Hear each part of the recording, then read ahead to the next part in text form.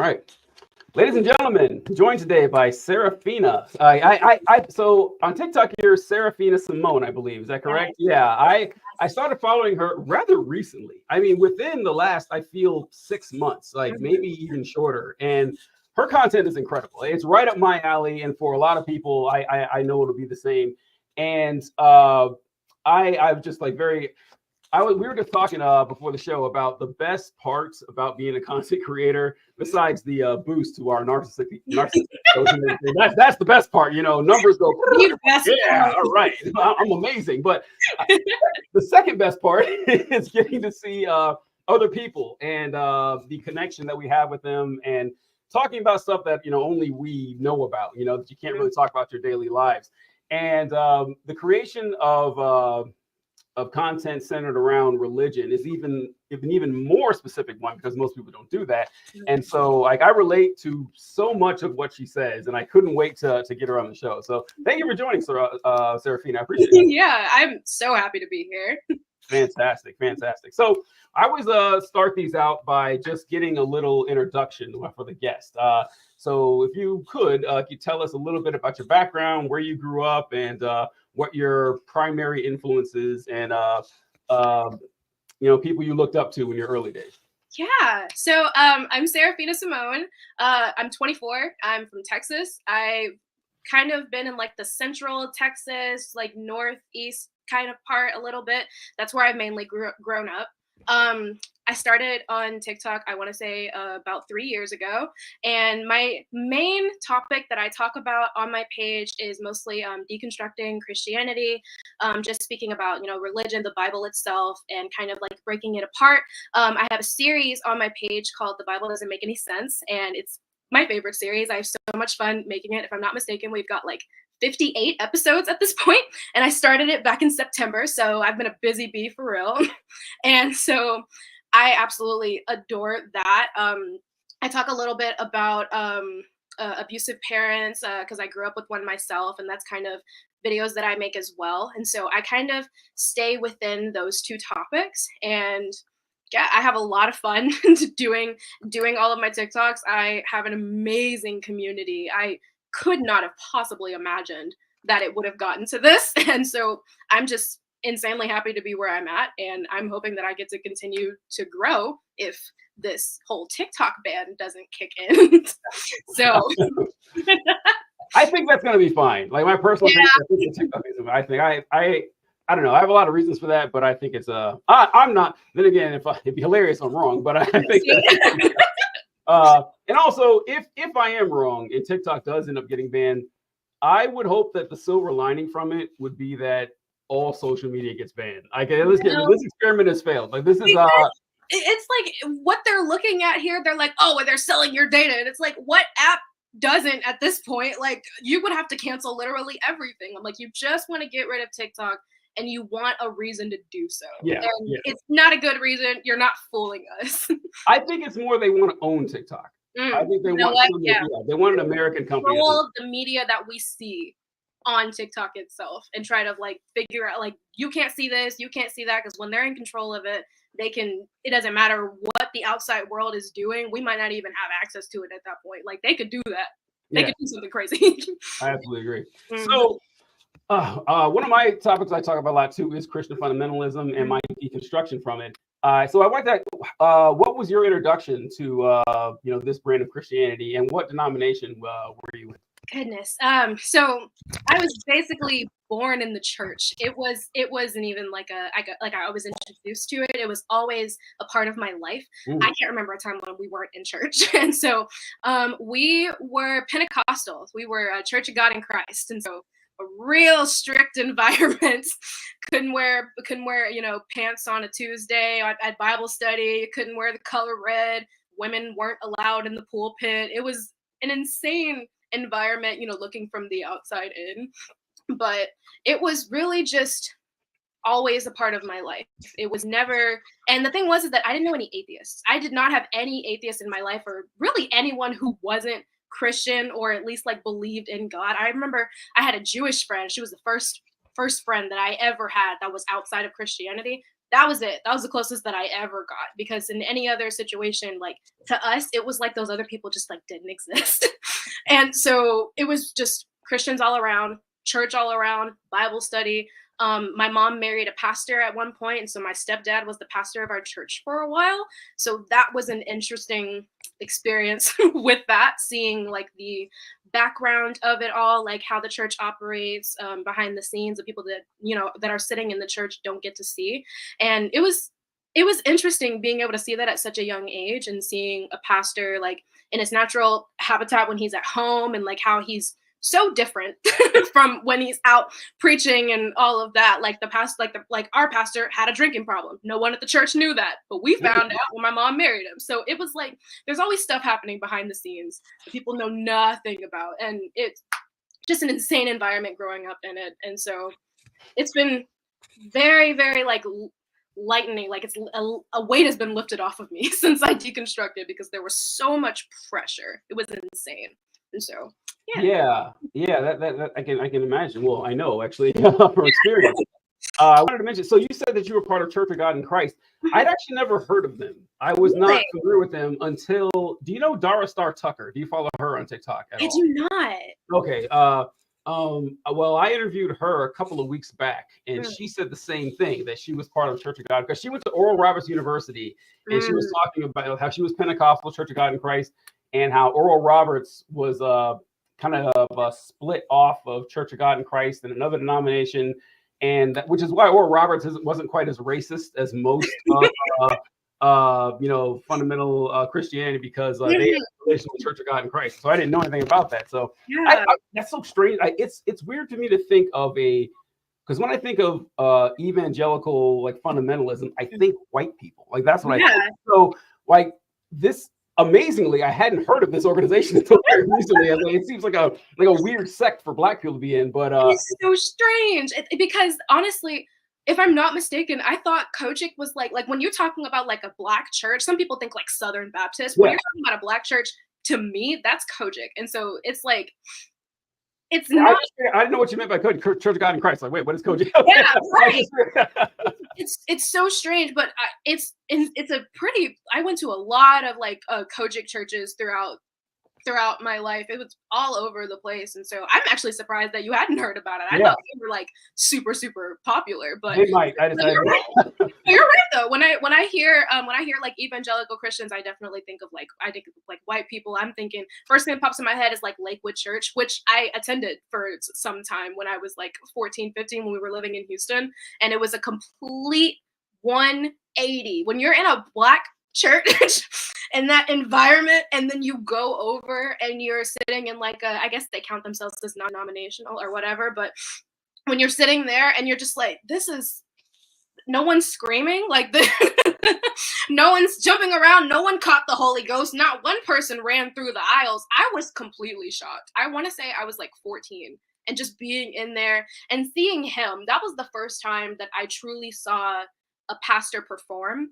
Because for me, even like growing up with like my stepdad in the pulpit and all of that, he had like a certain switch. Yeah. But with Joel Osteen, it just seemed so rehearsed. It seemed so like performative. Like this is something that we're performing for people rather than I'm speaking to the people about God or whatever. And so it's an insane difference between the two. And when we were in the Black churches, it was very, very rare that we would see a white person walk in there. As a matter of fact, we probably would be staring at them if they came in, because it was such a rare occurrence. Because it was like we just stayed separated, and I didn't realize like the amount of like the segregation between it. I didn't realize it until I like left, and I was like, that's nuts. Yeah, we just kind of stay separate with that. Yeah, Malcolm X famously said that the most segregated time in the United States is high noon on Sunday. It's true, because like Black churches and white churches still remain separate to this very day. And I wrote this down where you're talking just now. You mentioned the performative aspect of preaching in general. I hate that. I've always hated that. Like preacher speak irritates me to no end. It always has. And even like, so when you have someone up there and it's like, and the Lord said you got to rise up. I'm like, okay, you don't talk like that to your wife or to your buddies. You're just doing that because you're on stage. And look, I get it. Like everything when you're on stage in front of people, it's like it's definitionally a performance. I understand that. There's a performative aspect to all of this. Oh, I suppose my mic's not plugged. I probably sound like shit. Holy shit. All right, folks. Not much better now. But there's a performative aspect to all of this. And I try to keep, whenever I do like public presentations or, social media posts or anything online, anything where I'm speaking to an audience, I try to keep it as conversational as possible. Like, yes, it is a performance, but this is about 95% of the way I would speak to you if you were here in person. And I think there's just something tacitly inauthentic about, changing the way you speak for the crowd to an emotional response, which isn't totally fair because I'm doing that too, but I'm just doing it in a less ostentatious way. Yeah. And but it has its place. It does. Like, for example, Martin Luther King did preacher speak. He did it all the time. It was incredibly effective. Not for me. That's not something that it doesn't, that's thing. It doesn't work on me. That's just it. Like I hear it and I'm like, okay, you're faking this. I don't like that. And that kind of bugs me. And I had a few questions about something you said.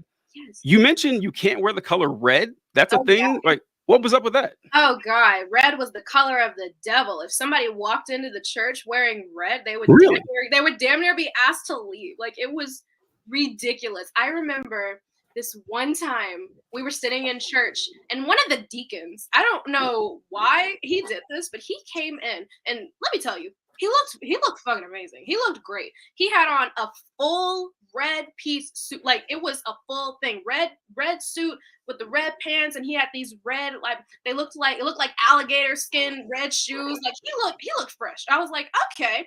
And everybody, I hear all the adults and everybody, and they're like, look at him coming in here looking like the devil himself. And I'm like, all he doing is wearing red. Wow. It was nice.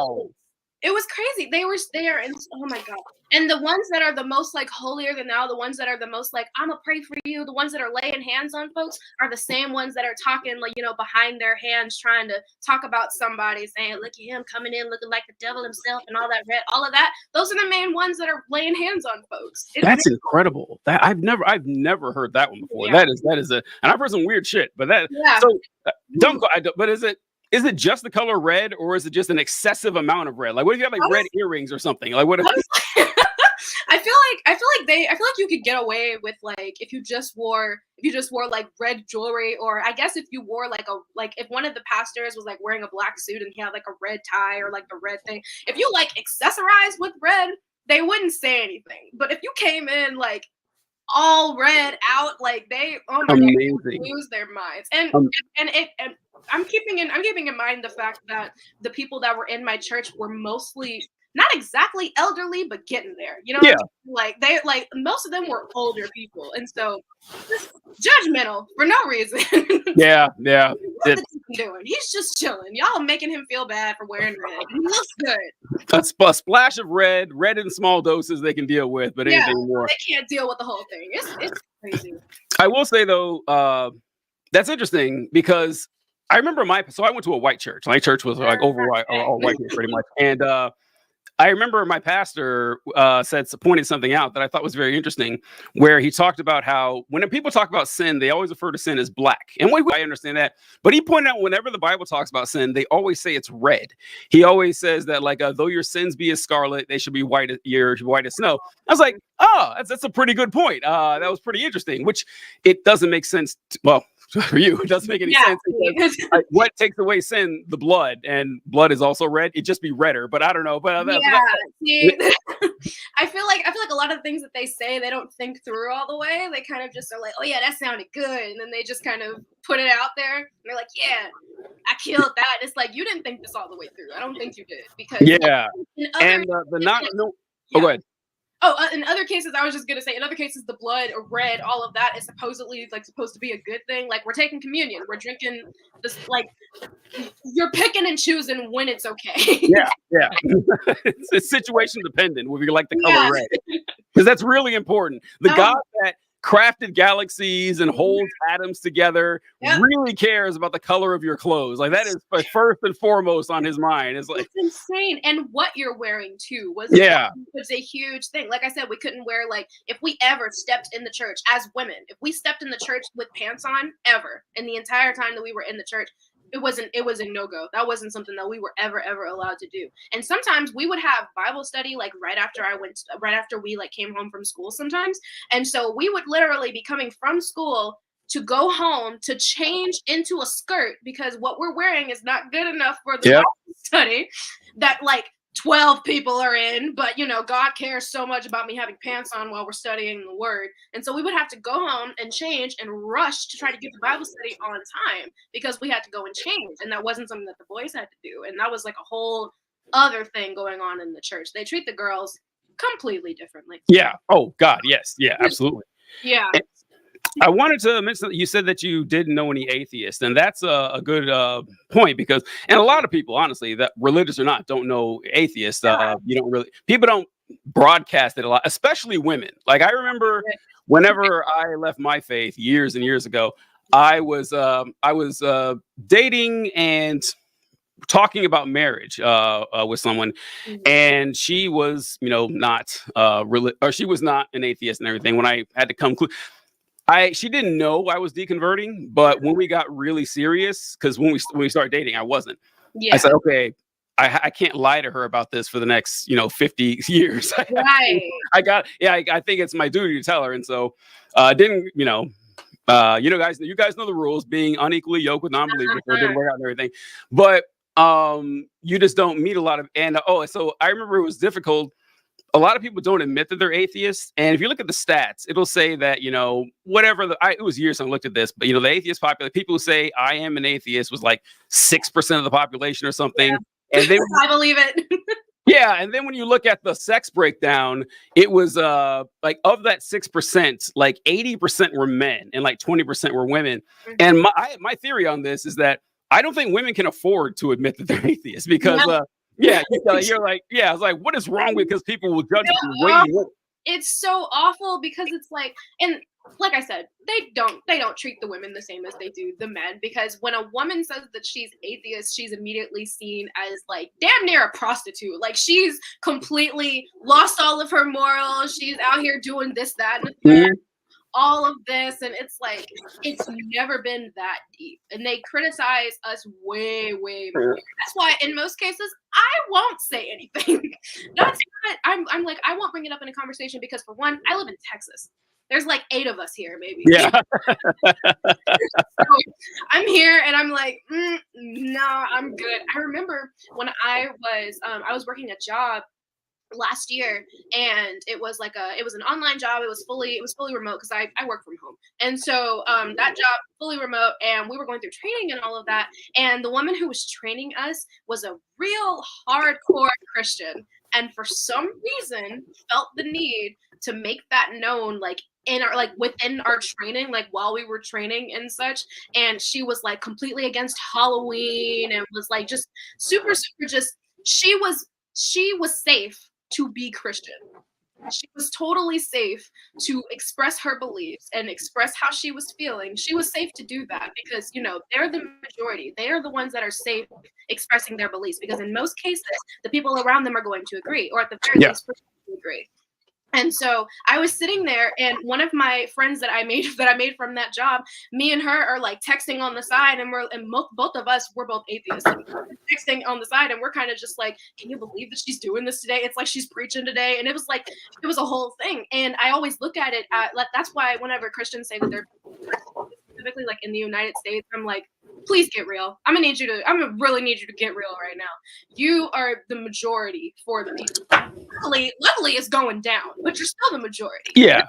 A whole lot of you here. You are not being persecuted. There's never like that. Just You are safe to express your beliefs. You're safe to say, I believe in God, I believe in this, I believe in that. Laws are being made because of your religion.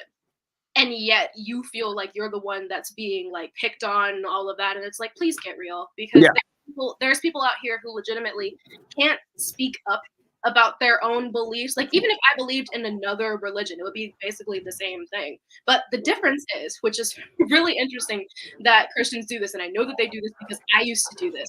If someone believed in, like, when I was a Christian, if someone believed in a religion, that was better than an atheist. Yes. It's like you're still going to hell, but at least you believe in something. And it was such a judgmental thing, but it was like, to them, they're like, at least you believe in some sort of God. And so atheists are just demonized, and it's really funny. It is. Sorry, true.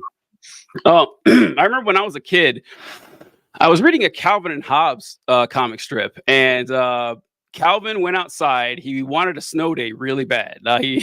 So he went outside and he prayed to God, asking for snow. And he's like, please, God, give snow tonight so it doesn't, I don't got to go to school in the morning. And he prayed and prayed and prayed, and he looked around. There was no snow. And he yelled out, the last panel of the script of the strip was, do you want me to become an atheist? Was the last thing. And so, but I was like 6 years old, or maybe I was like 8 or 10.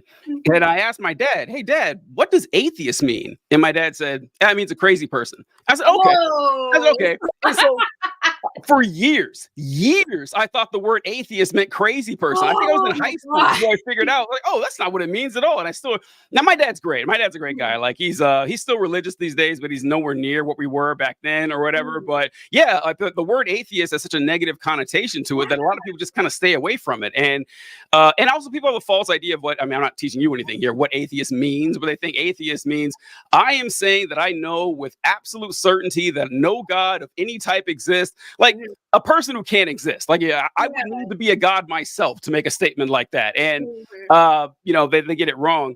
And you mentioned Happy Easter, by the way. We haven't we have not once recognized the miraculous events of the resurrection of our Lord and Savior Jesus Christ roughly 2,000 years ago. I mean, hey, credit where credit's due. We got to tell them what's up.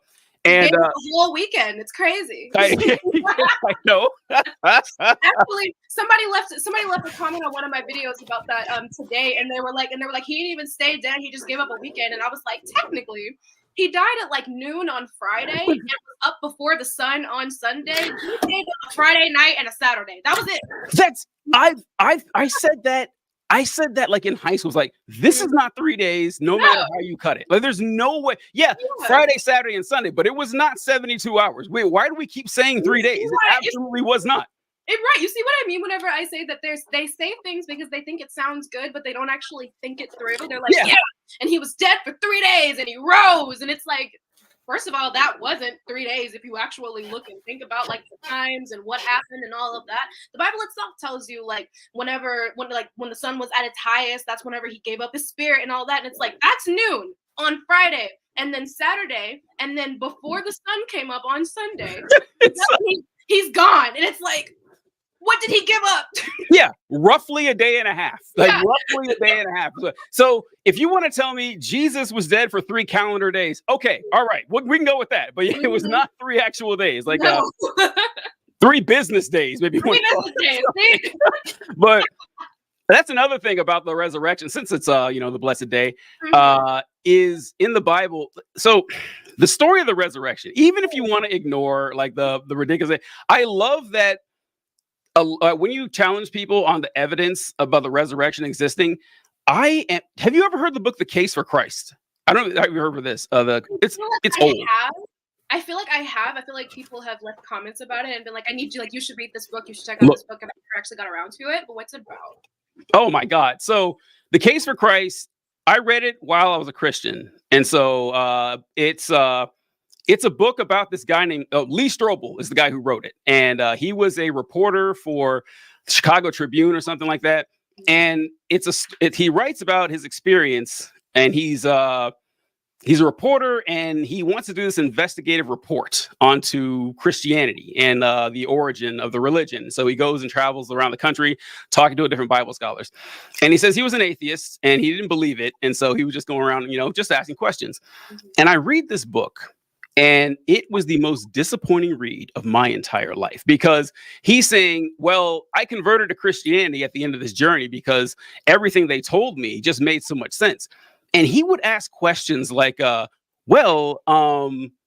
so you're saying that the tomb was empty? Yes, it was. He's like, oh my God, I didn't know that. And it's like, okay, but I don't believe this for a fucking second. Like the entire book is just like 9 chapters of confirmation bias. I don't even believe the guy was an atheist, because as a Christian, that's what I was about to say. I was like, it sounds like just a Christian who said he was atheist and then was like, converted. Now you can too. Like, right?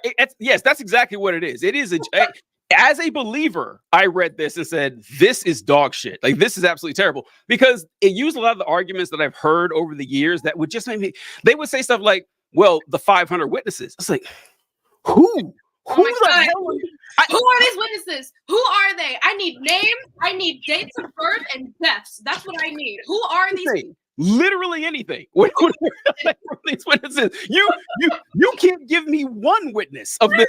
You can't give me one. And the problem with that too is the fact that the witnesses that were there weren't the ones who wrote it. No one who was there wrote it. Yeah, it's at best it's secondhand information from 500 witnesses. That's what you're giving me. You're telling me to buy that.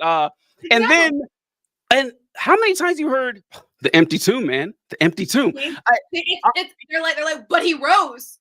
But he rose, and it's like, okay, like, it's like, what else?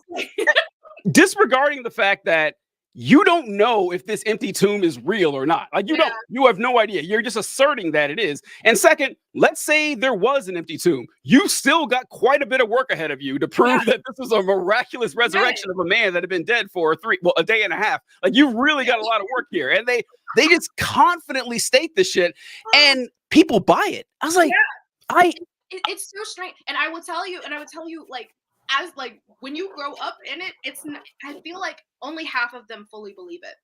The other half of them only like halfway believe it, but the doubts that they do have, they are pushing to the side. And I know that because I did it.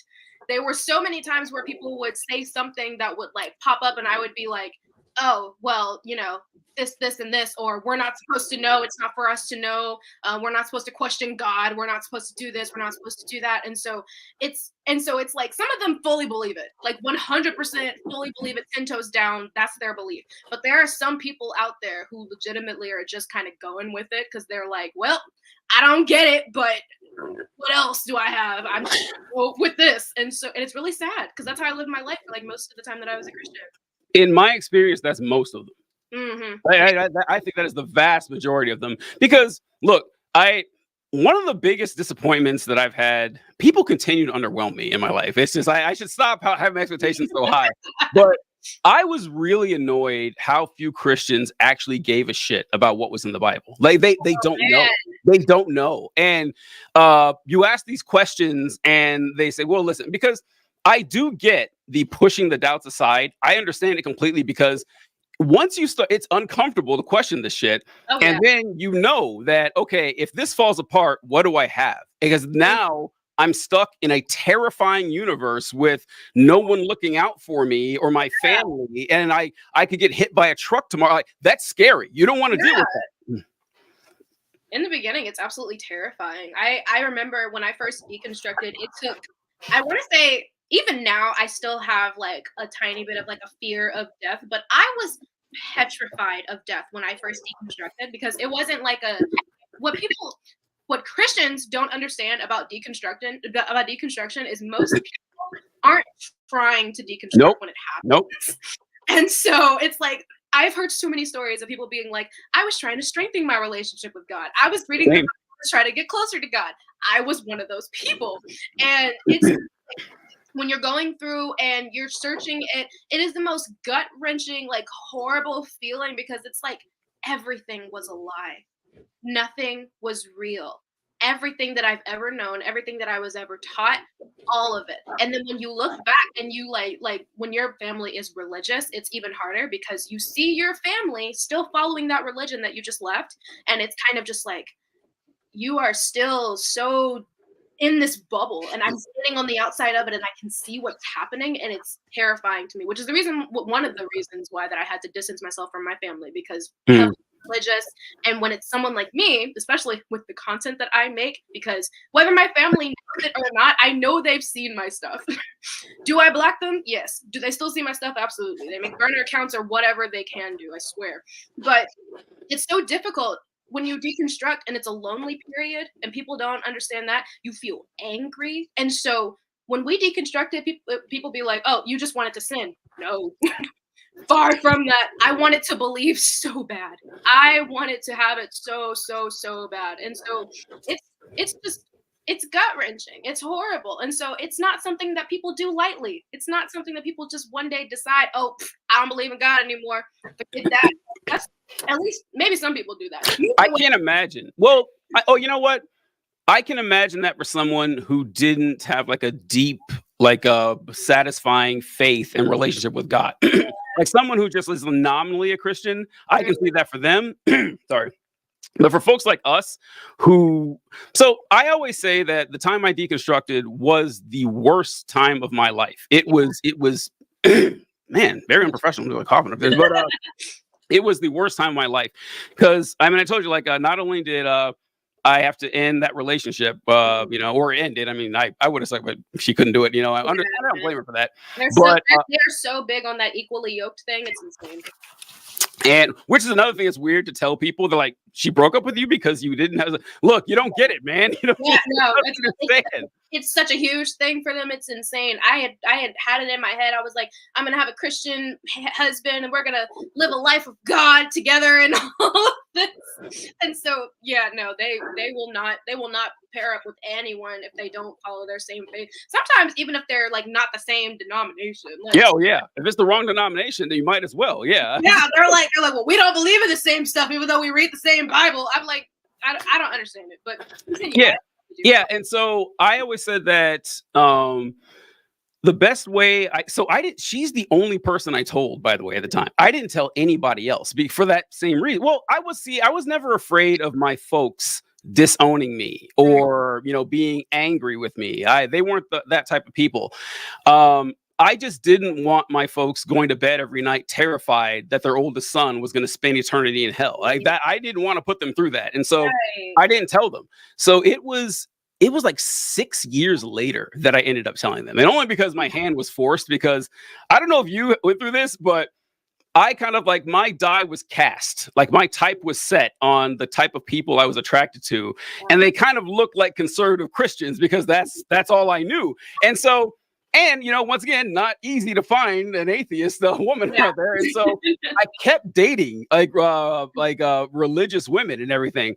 And it was always the same. They would always start off with, oh, yeah, TJ, we're cool with it, until we got serious. And then they started thinking about this. It's like, I'm going to marry this guy and we're going to have kids and I'm going to go to church and he's not. It fucked them all up. Yeah. This kept happening. And my parents were like, what's going on here? Like, these women keep losing all of these people. What is happening? Yeah. And so it kind of forced my hand and I had to tell them.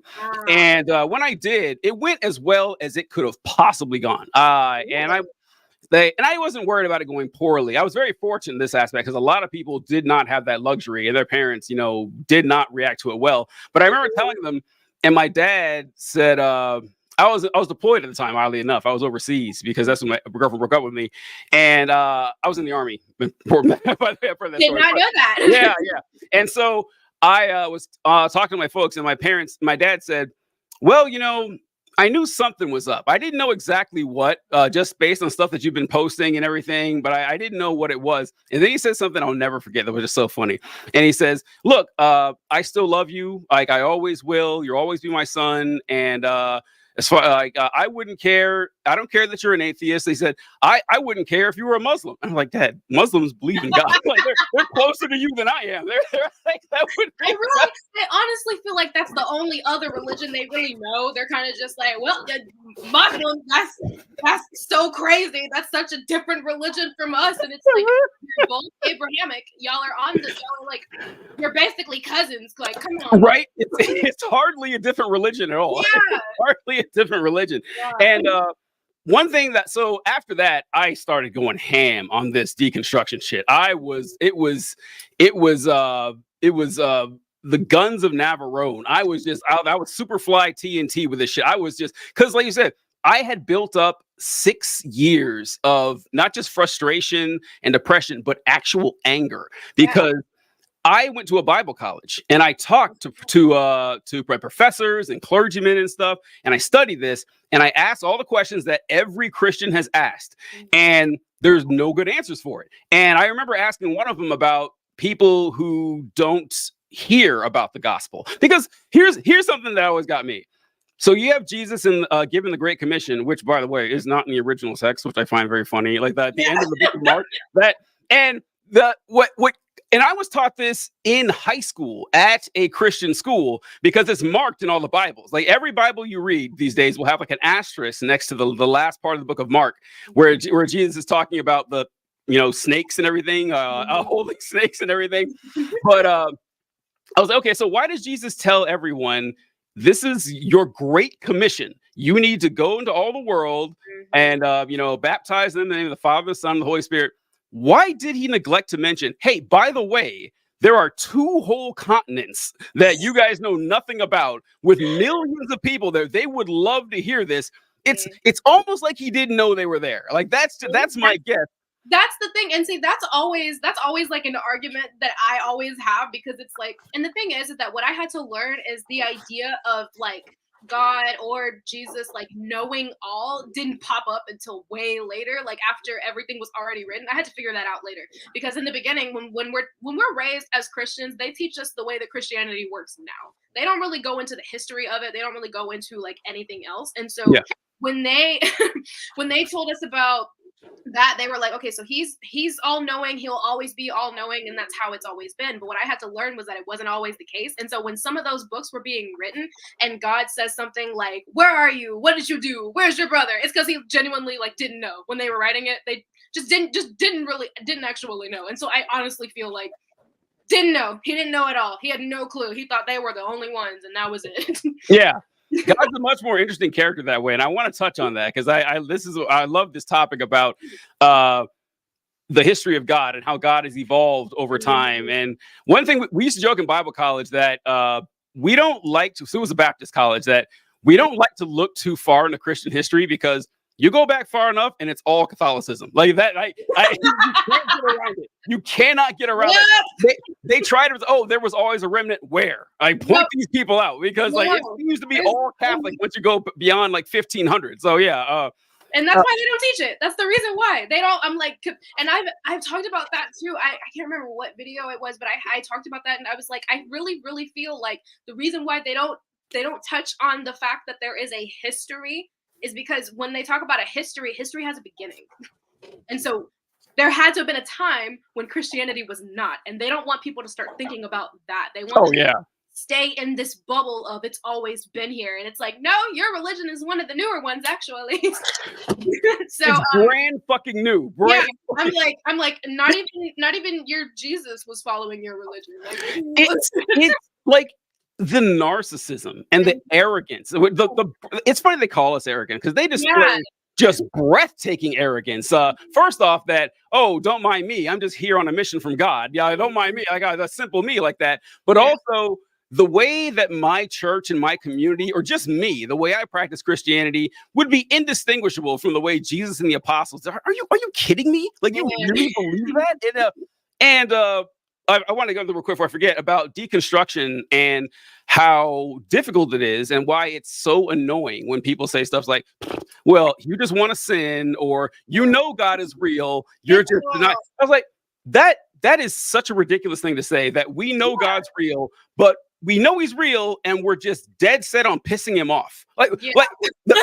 why would we do that? Like, if we knew that this all-knowing, all-powerful deity would had a list of rules for us, why would I go out of my way to shit talk him and his book and his followers? And it's like, exactly, it's the last thing I would do. They honestly feel it. They're like, you don't know anything about Christianity. You don't know anything about God. You need to get closer to him. You're leaving because you're getting away from him. Satan's leading you astray, or whatever they can come up with at the time. And it's like, it has nothing to do with any of that, and it has everything to do with my personal belief that none of this shit is real.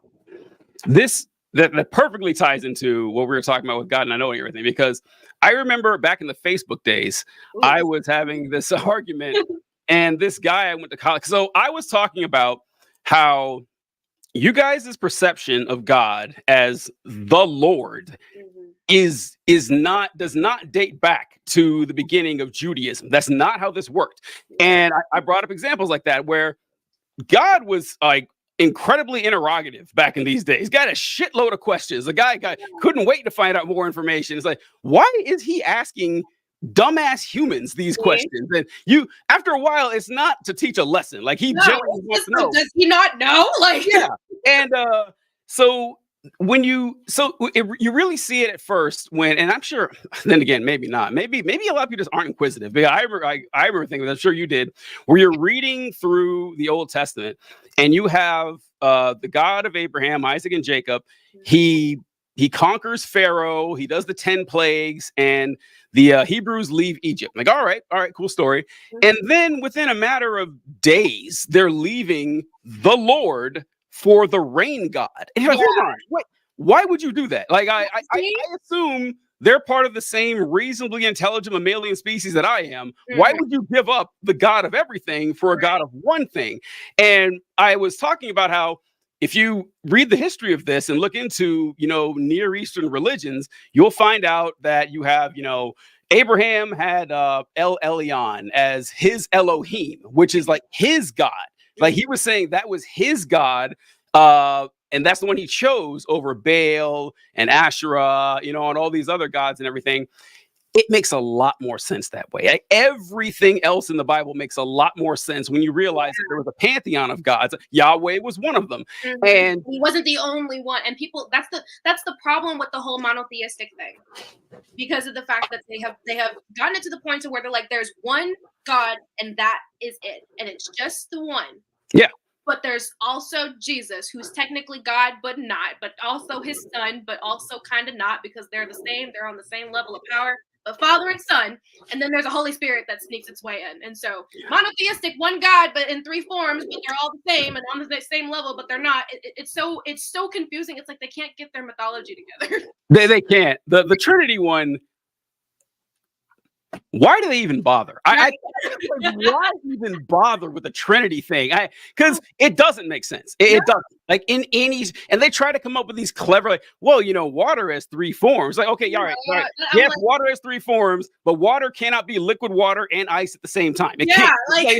That's not how this shit works. Like, it's one or the other, and it's just. And then my favorite answer to that is, well, listen, if I could understand it, then he wouldn't be God. It's like, all right, then you could say that about any God then.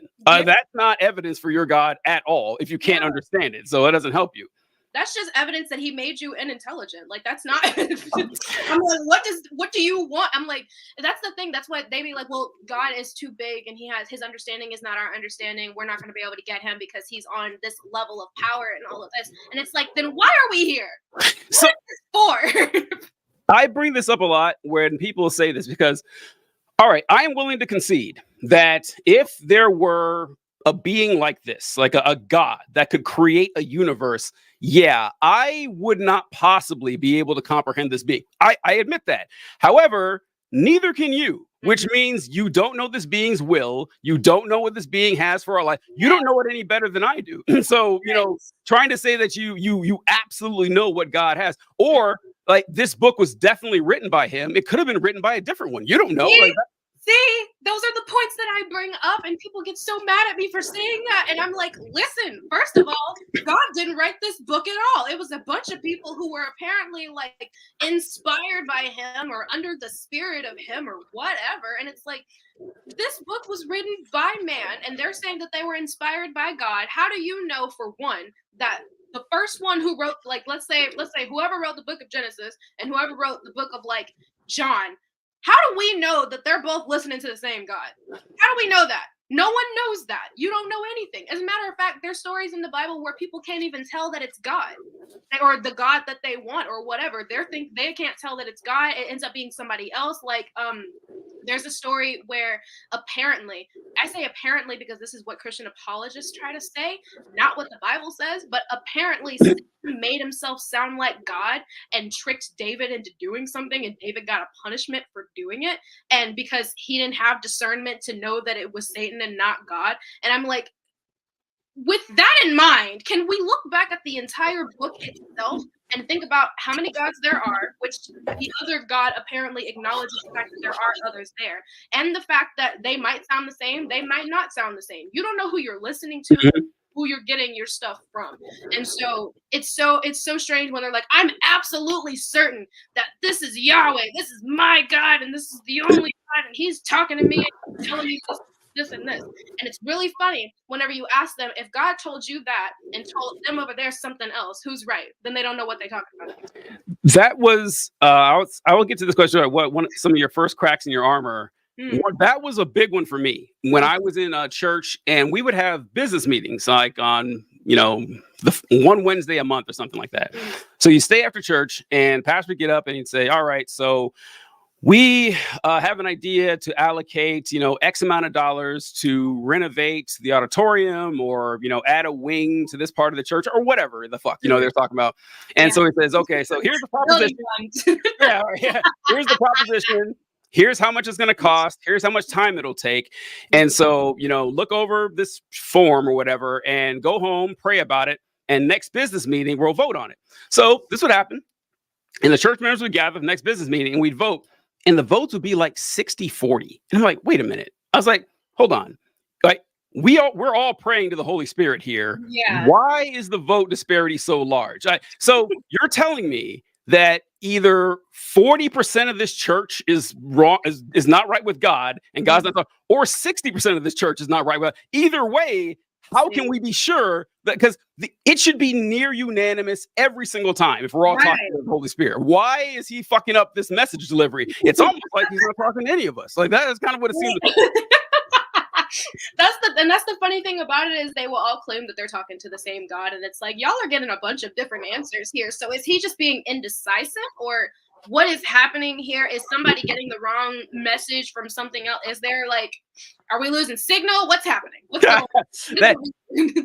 That's actually, I titled the name of this this interview, God is not the author of confusion, because that is a hilarious verse. Hilarious. Because when they say that, it is nothing but confusion. Like, since day fucking one, it's been nothing but confusion. It started off confused. We started off not knowing what was happening. It's so funny reading about the formation of the early church after the death of Jesus, because it was chaos. Like, no one knew anything, and there were people who were arguing mainly over the person of Christ. Like, all right, was he fully God, or was he fully man? Was he fully God and fully man? Was he half God and half man, which is different from being fully God? I mean, it's like they had no clue like what this whole religion was, and the biggest one ended up winning out. And it's like, okay, it sounds like God's the author of confusion. I gotta say, that's what it looks like to me. So that's my favorite Bible verse, because it's just so hilarious. And it's so funny when people say that. They're like, if you're confused, you're not close enough to God, or you need to like pray for discernment or something crazy like that. And it's like, no,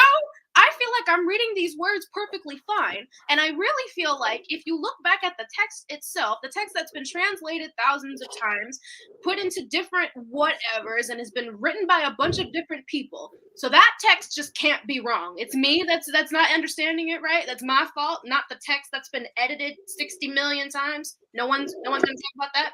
It's just me. I'm the problem.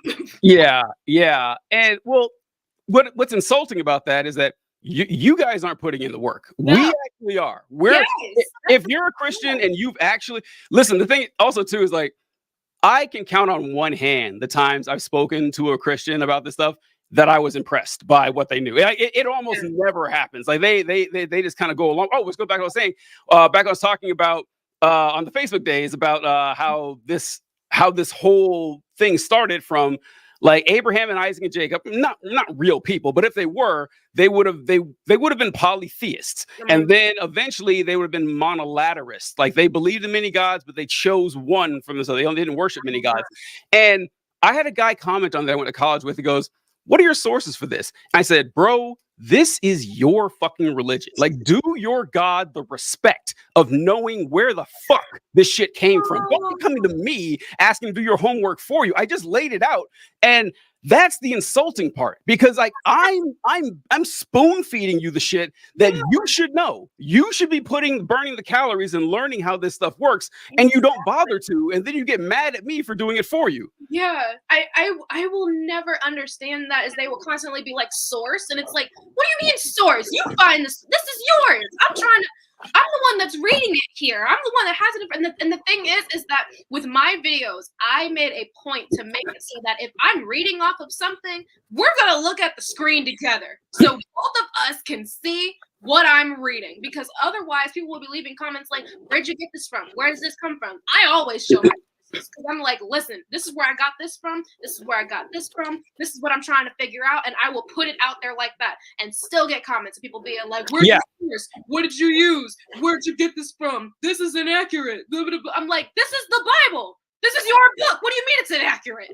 But they love that one. And it's going to trigger you. I don't know. It's like, well, I'm sure that was taken out of context. Like, I remember one time, we were talking about the end of the book of Mark. And so I mentioned that, all right, well, the person I was talking to, I went to school with. And once again, she was actually smart. Like, she's actually a smart person. And I was telling her that, well, you know, if you're a biblical literalist, as she was, I said, you know, the snake handlers, you know, those crazy folks that we all made fun of and everything, they actually have a point. Like, if you actually read the Bible, Jesus very clearly says that one of the ways that you can prove that you were one of my children is that you can ingest poison or get bitten by venomous snakes and you won't die. And so that's why they handle snakes. And then she said, well, that only applied to, you know, the apostles. And I was like, no, it didn't. I said, Jesus said this to the 70. And you don't know the names of any of the 70, and they don't have any more apostolic authority than you or I. And then she says, well, I'm sure, you know, there's more context. I said, okay, you didn't know this verse existed 10 seconds ago. And all of a sudden you're telling me, you know, it's out of context. And she kind of like, yeah, that doesn't make any sense at all. I'm telling you, they make up their own rules. They make it as they go. And they kind of just, when you come to them with a very serious thing and you're like, this right here does not line up with this right here, and they will come up with any excuse they can pull out of their asses to try to make it make sense. And it's just like, you, for one, are confusing yourself, and you're making this sound even worse than it does, because now it doesn't make, now I have even more questions. Without, like, anytime that I ever like asked a pastor or asked, you know, some of my Christian friends about something that I didn't understand when I was trying to get closer to God, the answers they would give me would confuse me more. I'm like, well, now I had 10 questions when I walked in here, and now I have 35. What, like, you've made me feel like I don't understand more now. That's why I felt so angry when I finally left. And funny, it's like for all of us, leaving wasn't voluntary. We just kind of realized, okay, I'm an atheist. Like that you just realize that it's not a choice you make. Yeah. And then like, oh, for the thing I was talking about where Jesus doesn't mention North and South America or Australia. They didn't know that was there either. No. And like all those people. And so I said, okay, so what about people who don't hear about the gospel? And different Christians have different answers for this question. But for my denomination, they thought, yeah, they're shit out of luck. They go to hell too. Yeah. And I said, okay, well, what about people, you know, that doesn't seem fair. And of course, I knew the answer I was going to get. The answer I was going to get was, well, if you read the book of Romans, Paul says that look at the trees argument that, you know, you can see the world around you is definitely a God. So they're without excuse. And I said, okay, I got that. But I can look around and say, okay, there's a lot of order here. I think a God created this. There's no chance in hell that I'd say, not only is there a God, but he is a triune deity who spoke reality into existence, who sent his son to die on a cross in ancient Palestine. Like, there's no way you could figure that out. They would not get those types of things. And see, that's the problem whenever you ask them what gets someone into heaven, because they don't have an answer for that either. No.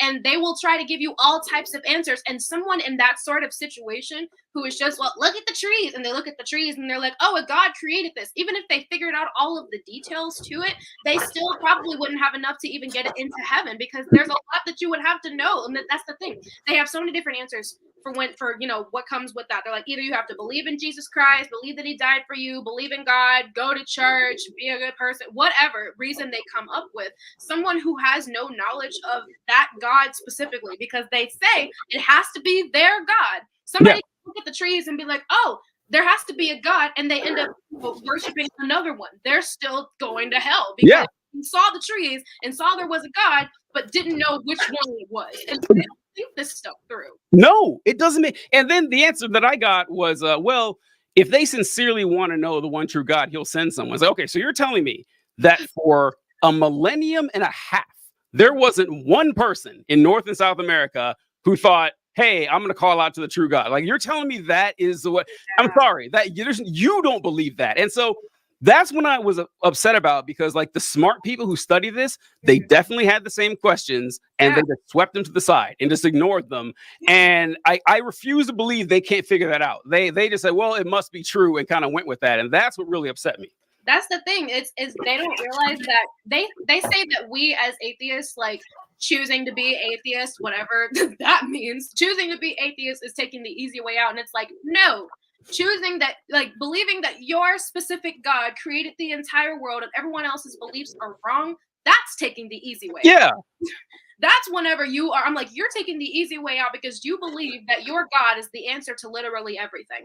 That's taking the easy way out. You don't have to think about literally anything else. The answer to everything is your God. I remember when we were kids and I was in like school, and they would talk about writing Jesus as the answer to like every answer on the test. And it's like, you have that luxury as a Christian, that you could do something like that and it would just be seen as like a joke or whatever, because you truly think everything comes from him. Everything will always come from him. You're allowed to think that way.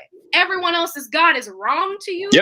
That's the part where I'm like, come on now. You can't be like, my God's the only true God, and everyone else is saying my God is the only true God. We can't all be right.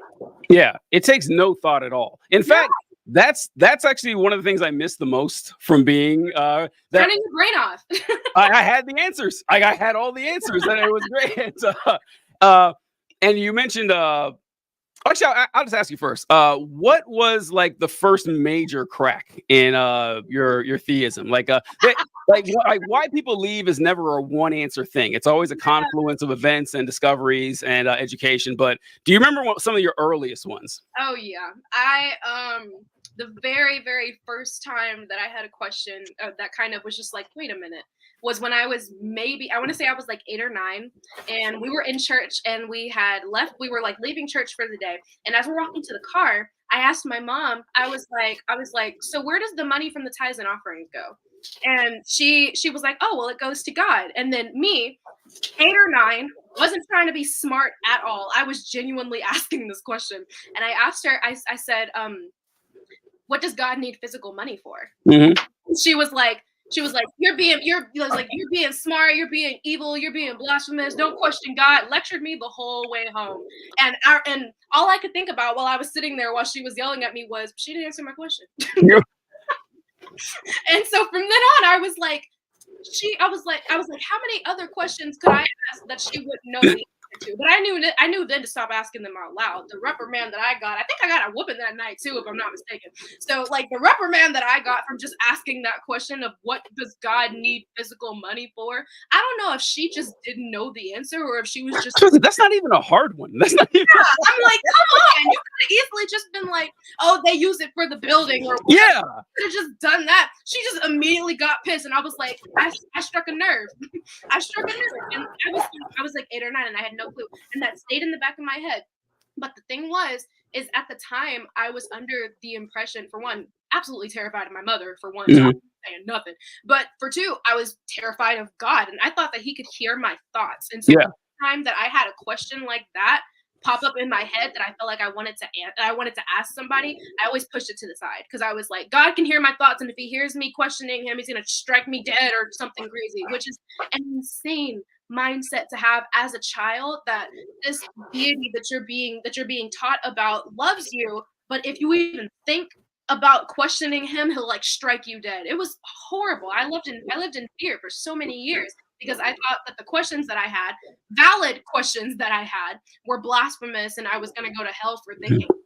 And so that was definitely the first crack, but it was not the only one. Name a few more. These are our stories. Yeah. I told this story on my TikTok before, and I still think it's funny, even though I told it a couple of years ago. So I was going to a white church at this point. It's actually a church that's in my town now. They changed the name and changed the pastor, but I was going there, and I was going there for youth group during the weeks. And so we were going to youth group, and we would do praise and worship and all of that. And as we're like jumping around and feeling the music and all of that, the pastor's son is leading us in worship, and he gets in the mic and he's like, everybody jump, and none of us jumped. So I didn't think it was going to be that big of a deal, and this dude stopped the song. He cut the drums, cut the music, he cut everything, and then he gets on the mic in front of a bunch of kids. There wasn't any adults in the room aside from the ones that were on the stage. A bunch of kids whose parents left them at church to go to youth group, and he's like, what the crap? When I say jump, you jump. We're gonna start this song over, and when I say jump, y'all are all gonna jump. and so we're just standing there. Like I said, I was like 11 or 12, just petrified. We're like, okay. And then he starts the song over, gets to the part he was at, and he's like, everybody jump. And then we all started jumping because we were like, okay, scared of this dude. Yeah. And when I got home, I didn't tell my mom about this, but when I got home, I was like, he yelled at us.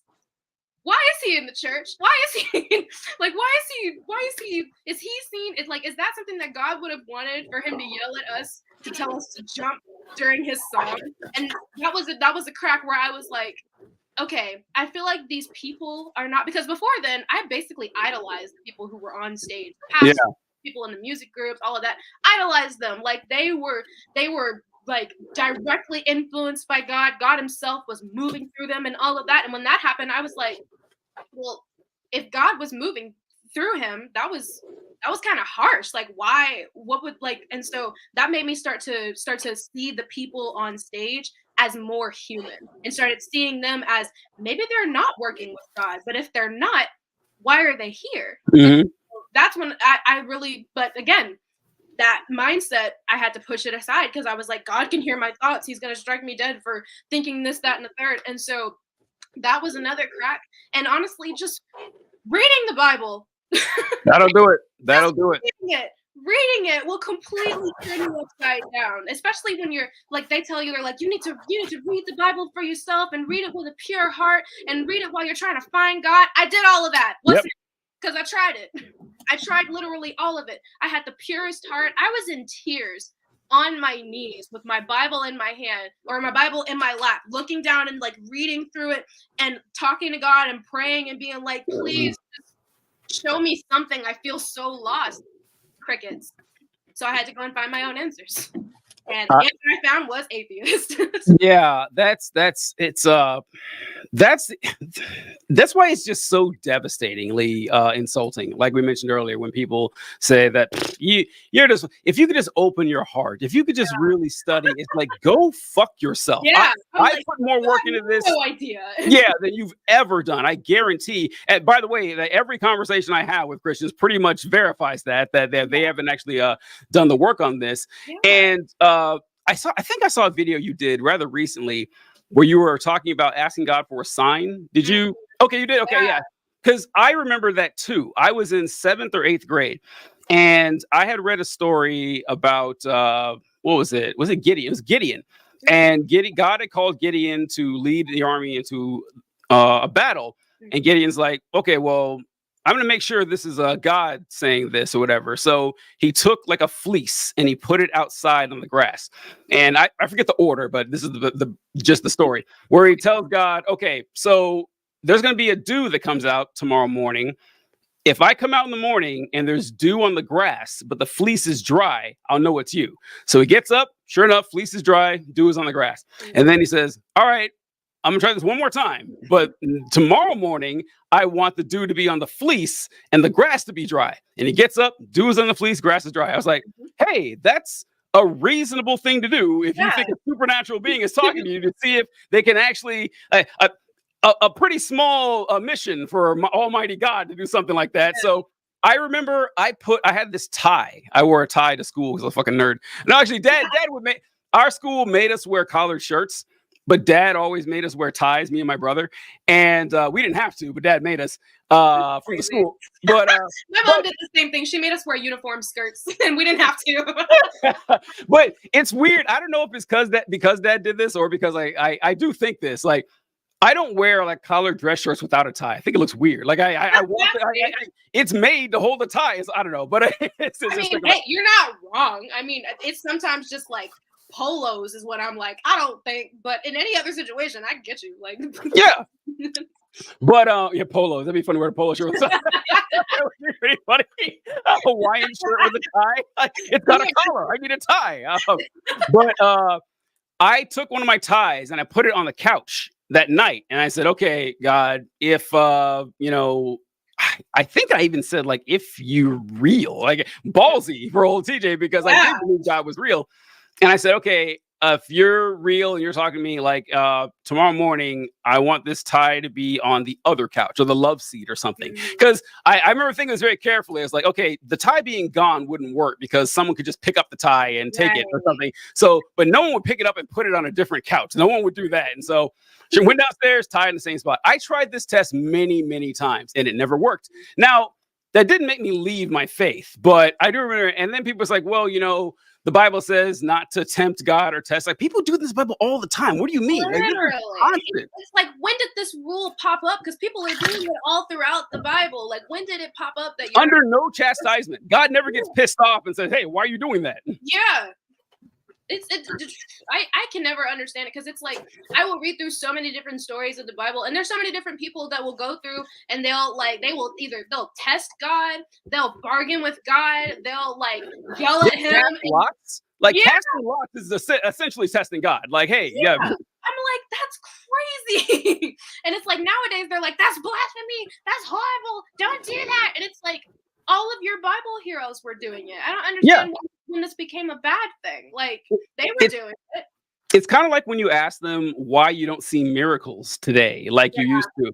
And they say, well, you know, miracles ceased after the Bible was completed. And it's like, where does the Bible say that? Like, show me the verse that says after the New Testament is completed, miracles will stop. You will not find it because the writers of the New Testament didn't know they were writing the New Testament. Like, they had no clue that someone's going to come around years later and compile this into a book. So I know that verse isn't there. You just made that up to try to. That's what I mean when I say they make their own rules. That's what they do. They just make it up as they go. And Christians in throughout history weren't operating under that assumption. Like, they thought that people were performing miracles all the time. Like, the Catholic Church has a whole gallery of saints that did miracles thousands of years after the New Testament was completed. So something's not adding up here. And I'm like, you're just making up your own rules at this point. You're just trying to make it sound better with your own little thing. And it's like, wouldn't that be looked at as blasphemous more than anything else? You're adding shit to the story. Like, that should be seen as blasphemous more than me, like, saying something bad about God. Like, come on. You're trying to add stuff to the Bible. If it's such a perfect book, you wouldn't have to add any rules to it. Yeah. I like the fact that it's a book in the first place. I find it to be one of the more bulletproof arguments against the existence of the Christian God as people present it, because so we have once again, triune deity spoke reality into existence, crafted galaxies, holds the nuclei of atoms together. Like, everything you see and you know, it comes from this deity. And he has a problem in front of him. The universe he created is fucked up, which is not, doesn't speak too well of him. But like, you created this, dude. This is And in one of the quintillions of planets in this universe that you created, there's sin.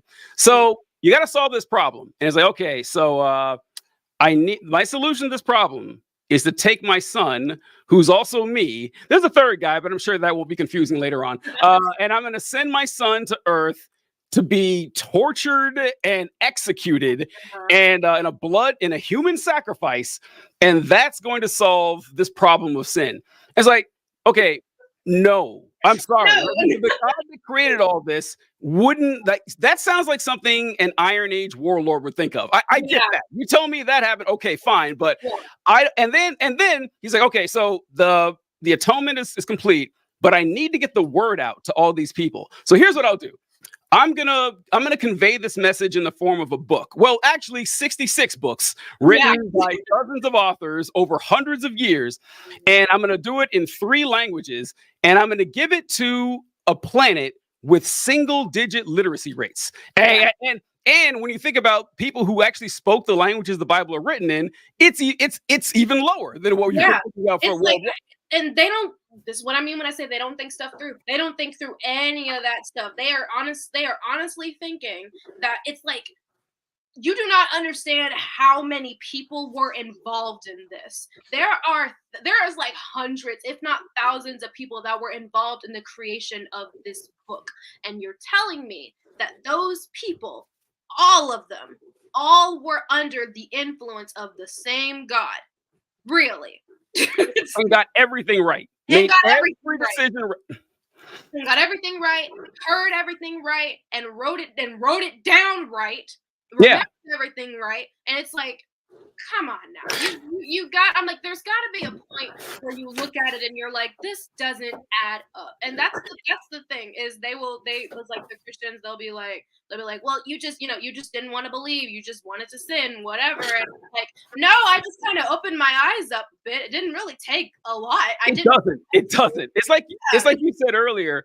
God can be like the concept of God can be destroyed by a child, and they do it all the time. A child can stump you on the absurdity of this whole thing quite quick in 4 or 5 questions easily. And so one thing I like to say is that atheists or people who don't believe in like the Christian God, whatever, actually have a higher opinion of God than Christian people do. Like we actually do, because I would expect more from this God. Like, for example, we talk about like the Bible and everything. That, by the way, they granted the Bible to a population where only the rich and powerful could read, which guarantees that the people who control this important information are the ones who are going to exploit the poor. As like, I got to tell you, if I was in charge of a plan and someone came like, no, that is absurd. Like this, I would expect more from the dumbest human being, the dumbest mortal I've ever met. And you guys think this was God's plan. Like you think he put his stamp of approval on this. You don't think much of this guy. You really don't. I'm like, even if you just look at how the world was created to begin with, like, and how it was destroyed the very first time, it's like at some point, this God that you claim is so perfect made a mistake and made multiple mistakes. We're just talking about the book of Genesis. Yeah. Bunch of mistakes. It's a comedy. It's basically a comedy. Like, are you serious? Like, I remember when I first, like, because when you're a Christian and when you grow up in the church all the time, they will purvey like this certain image of this story. They'll tell you the story, but they won't give you specific details that would be found simply by reading it for yourself. And that's why a lot of Christians haven't read it, because they go to church and their pastor reads it for them. So that was my problem for so many years. And so for a long time, I had sat in church and I had heard the story of creation, but I had never read the story of creation.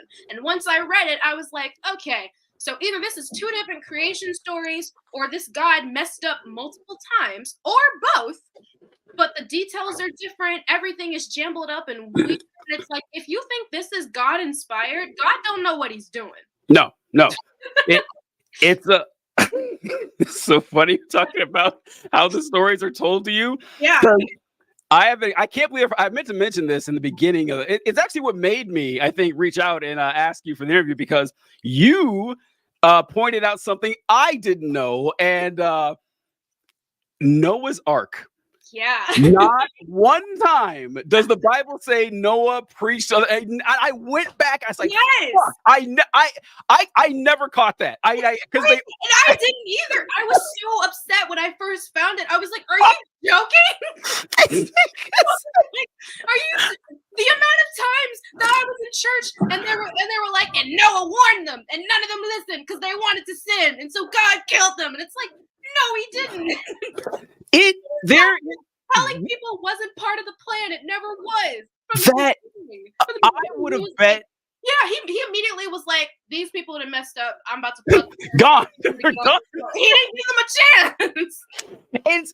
It's one of, and this is like I felt like back in those days, because listen, I would have been positive the Bible said that Noah at least told one person, "Hey, come over to the ark." But I read that passage like 3 times. There is not the assertion, the implication, even the suggestion that Noah went out and talked to people. It is not there at all. I was like, holy shit. Like I'm subject to this shit where you just believe these legends that are told without studying the actual text. God, I can't believe I forgot that. That was so good. That was so good.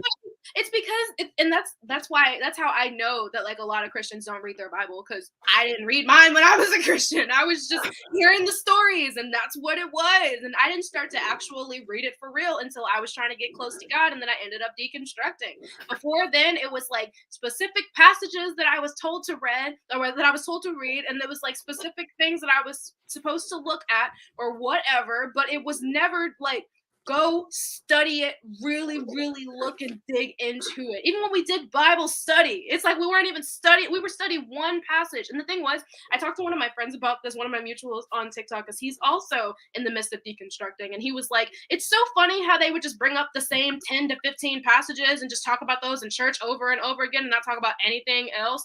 And because the passages that I would bring up in like the Bible doesn't make any sense series, people would leave comments and they'd be like, they didn't talk about this in church. And I'm like, yeah, they're not going to talk about this in church. They want everything to sound all fluffy and nice and stuff. That's it. They're not going to talk about the nitty gritty and the stuff that makes God look bad.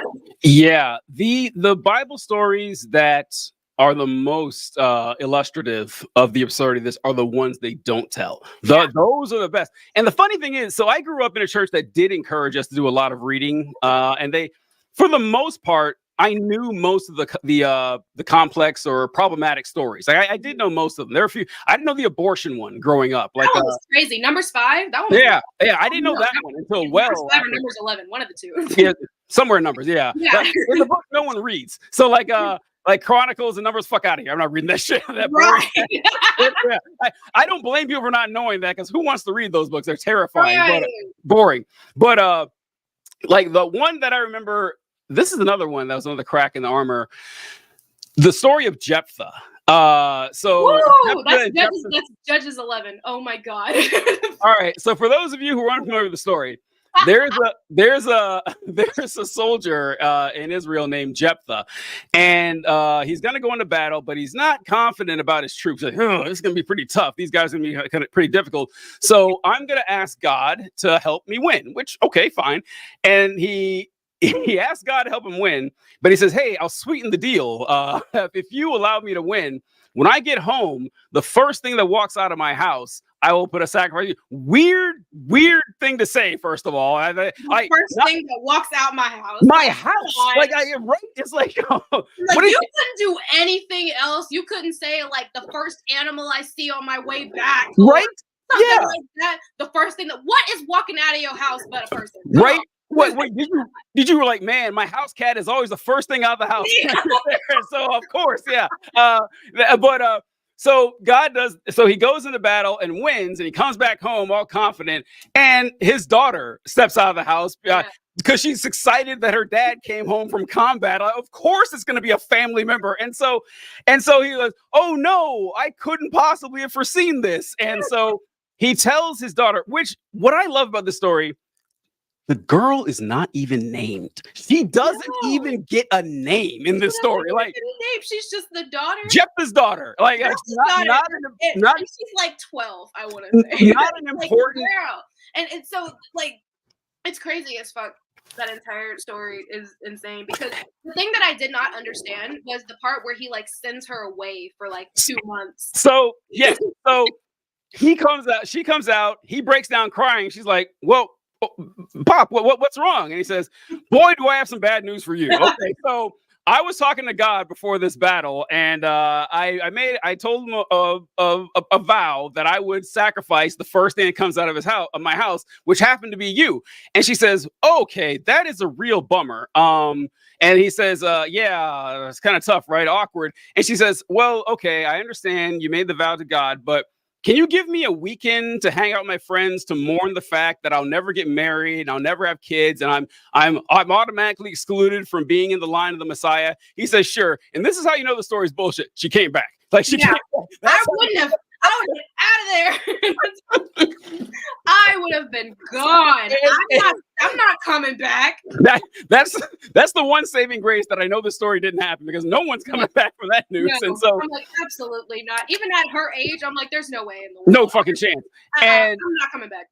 And then she comes back, and the verse says that he fulfilled his vow. So I bring this up to people. I said, okay, that is a human sacrifice to capital G God Almighty. Like, there's no other way to read it. And of course, I don't know, I'm sure you've heard it, but they find ways to contort this. Is like, well, he didn't actually, he didn't actually kill her. He just sent her away to go to a convent forever. Yeah, it's like, no, that's not what happened. And the sliver of like a source that they have for that is the verse that comes immediately after, when he says that he committed, or he did it. Mm-hmm. After that, it's a verse that talks about how some women had dedicated the spot that she was executed, that she was like killed at. They had dedicated that, and they had like called it a special name, and that was the spot, and that was like a memorial for her. And they're like, no, that just means that she went to go and be with them. And it's like, are you not reading the book? Do you not have it open? Read the text. What does the text say? Right.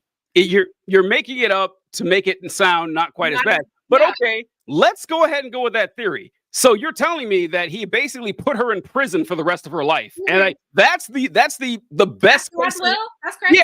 Yeah. So defend that one for me. Like, tell me how that's good. Where a dad can just imprison his daughter for life. As like, I don't think you win this either way, even if we take the mild route. No, and the thing is I feel like a lot of them just haven't read that story, and they'll just be like, oh well, it must have been this, because they'll come up with excuses for literally anything. Just like in Judges 19, when the prostitute gets chopped into 12 pieces. It's like it isn't the concubine. Excuse me, because she was the second wife. Mm-hmm.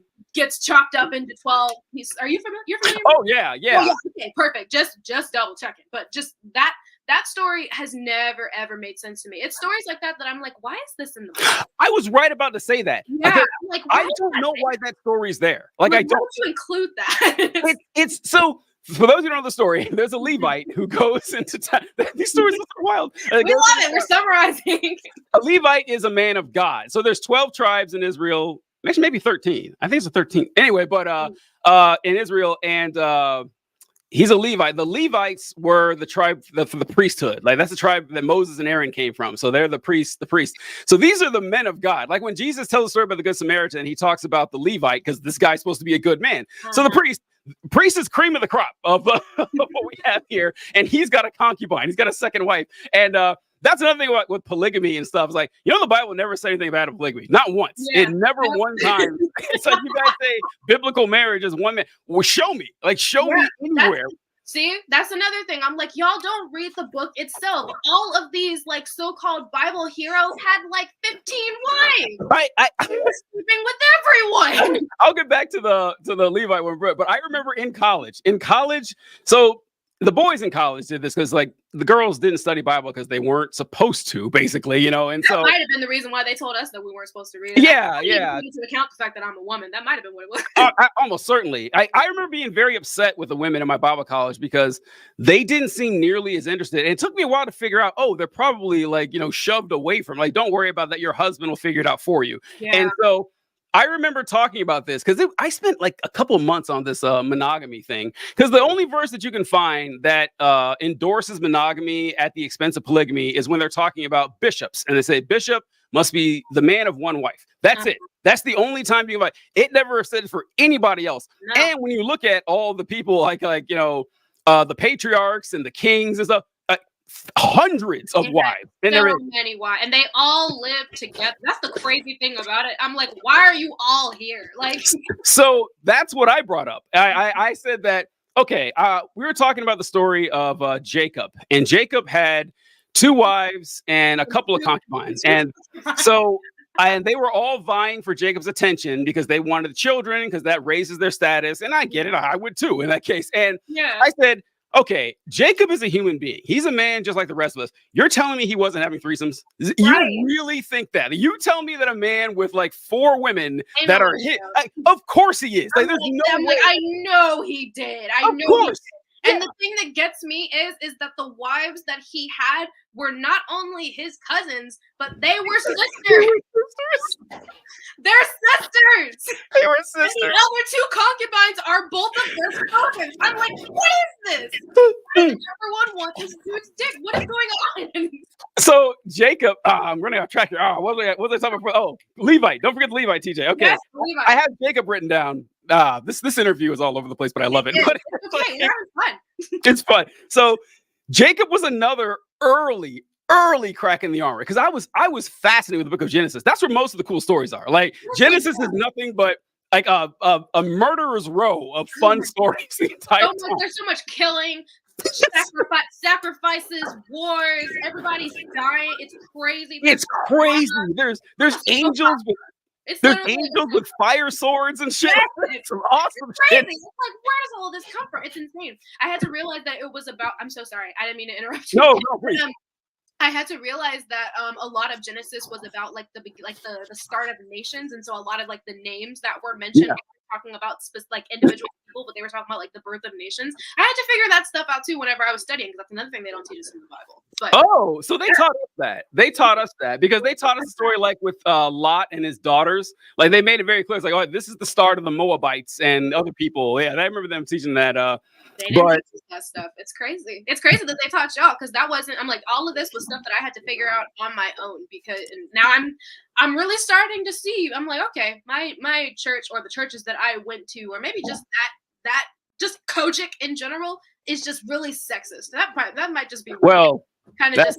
Kind of just like, you don't need to read. Like, that was all of them. I think that was all of them. But you're right. I will say that my church and the high school that the Christian high school I went to, they did put a big emphasis on reading the Bible and studying, and they did encourage us to ask questions. What they didn't like is when you didn't accept their answer. That's when they got upset. Like, they're like, whoa, hold on, this usually works. What's going on here?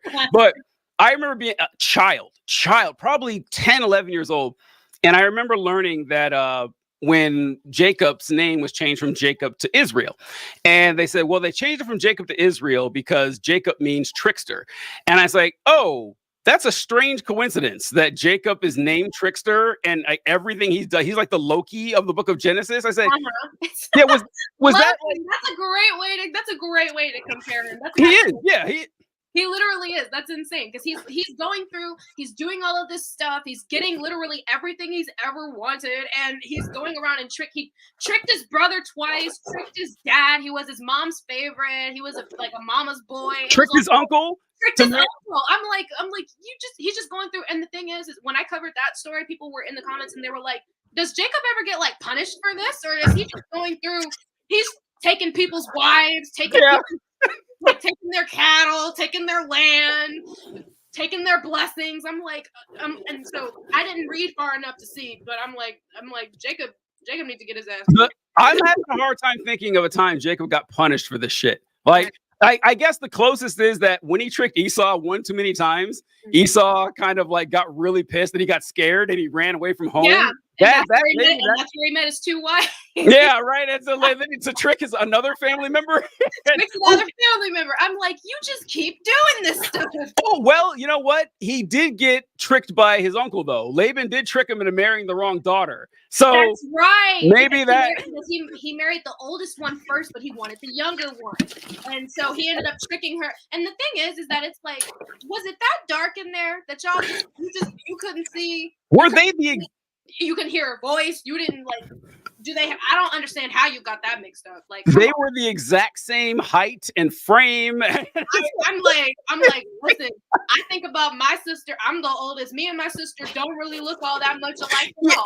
It's like, this story would work if they were identical twins. That's the only way the story would work, and you made it clear that they weren't. So sorry. I'm like, you would have known, and I don't think it would have been easy to trick you unless you were just a straight up dumbass. But and then again, that wedding may have been one hell of a party. Who knows how drunk they got? Hey, some people say that burning bush. People were on that burning bush. The burning bush. I always joke about this. I remember I was saying like, all right, it's weird that we call it the burning bush. We should call it the talking bush. Bushes burn all the time. Like that's not a miracle. The talking bush. All right, that's what I'm into because it spoke. I'm like a literal voice somehow like came off of it, and it's like that was an insane story for me to read, honestly. Like, Moses, I'm like, what do you mean Moses is talking to a bush? What do you? Yeah. the fact that the bush was on. Say what? I said, is this dude on something? Like, yeah. The fact that the bush was on fire, least interesting part of that story. It's like by my country mile.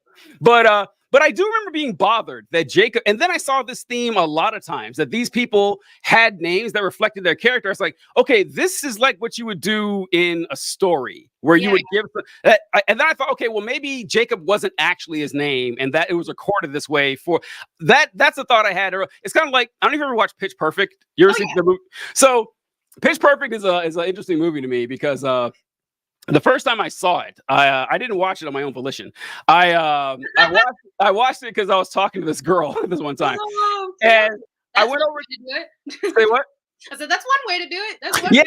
I was over at her house and we were just bored, and she's like, "Oh, we should watch a movie," and I said, "All right, sure."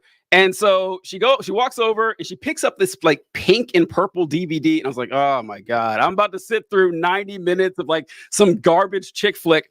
And it was Pitch Perfect. Breathtaking. I loved every fucking second of that movie. And I was like, I was on the edge of my seat the entire time. And Das Sound Machine was robbed. They were much better at the end. God, and but I remember one of the biggest laughs I ever had was either Pitch Perfect 1 or 2. I don't remember which one it was, but it's when Anna Kendrick's character is talking to this guy and she mentions that she's never seen Star Wars. Mm-hmm. And that he's like, oh yeah, he's like, you should check it out. It's a really good movie.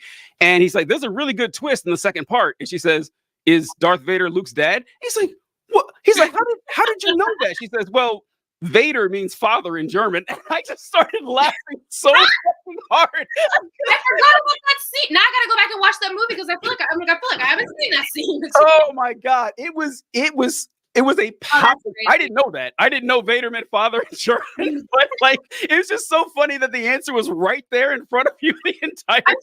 I feel like that's just that is insane. How did I not know that? I was a choir kid. We watched that movie all the time. It was nothing but Pitch Perfect. How did I forget that? It may have been Pitch Perfect 2. It was one of them.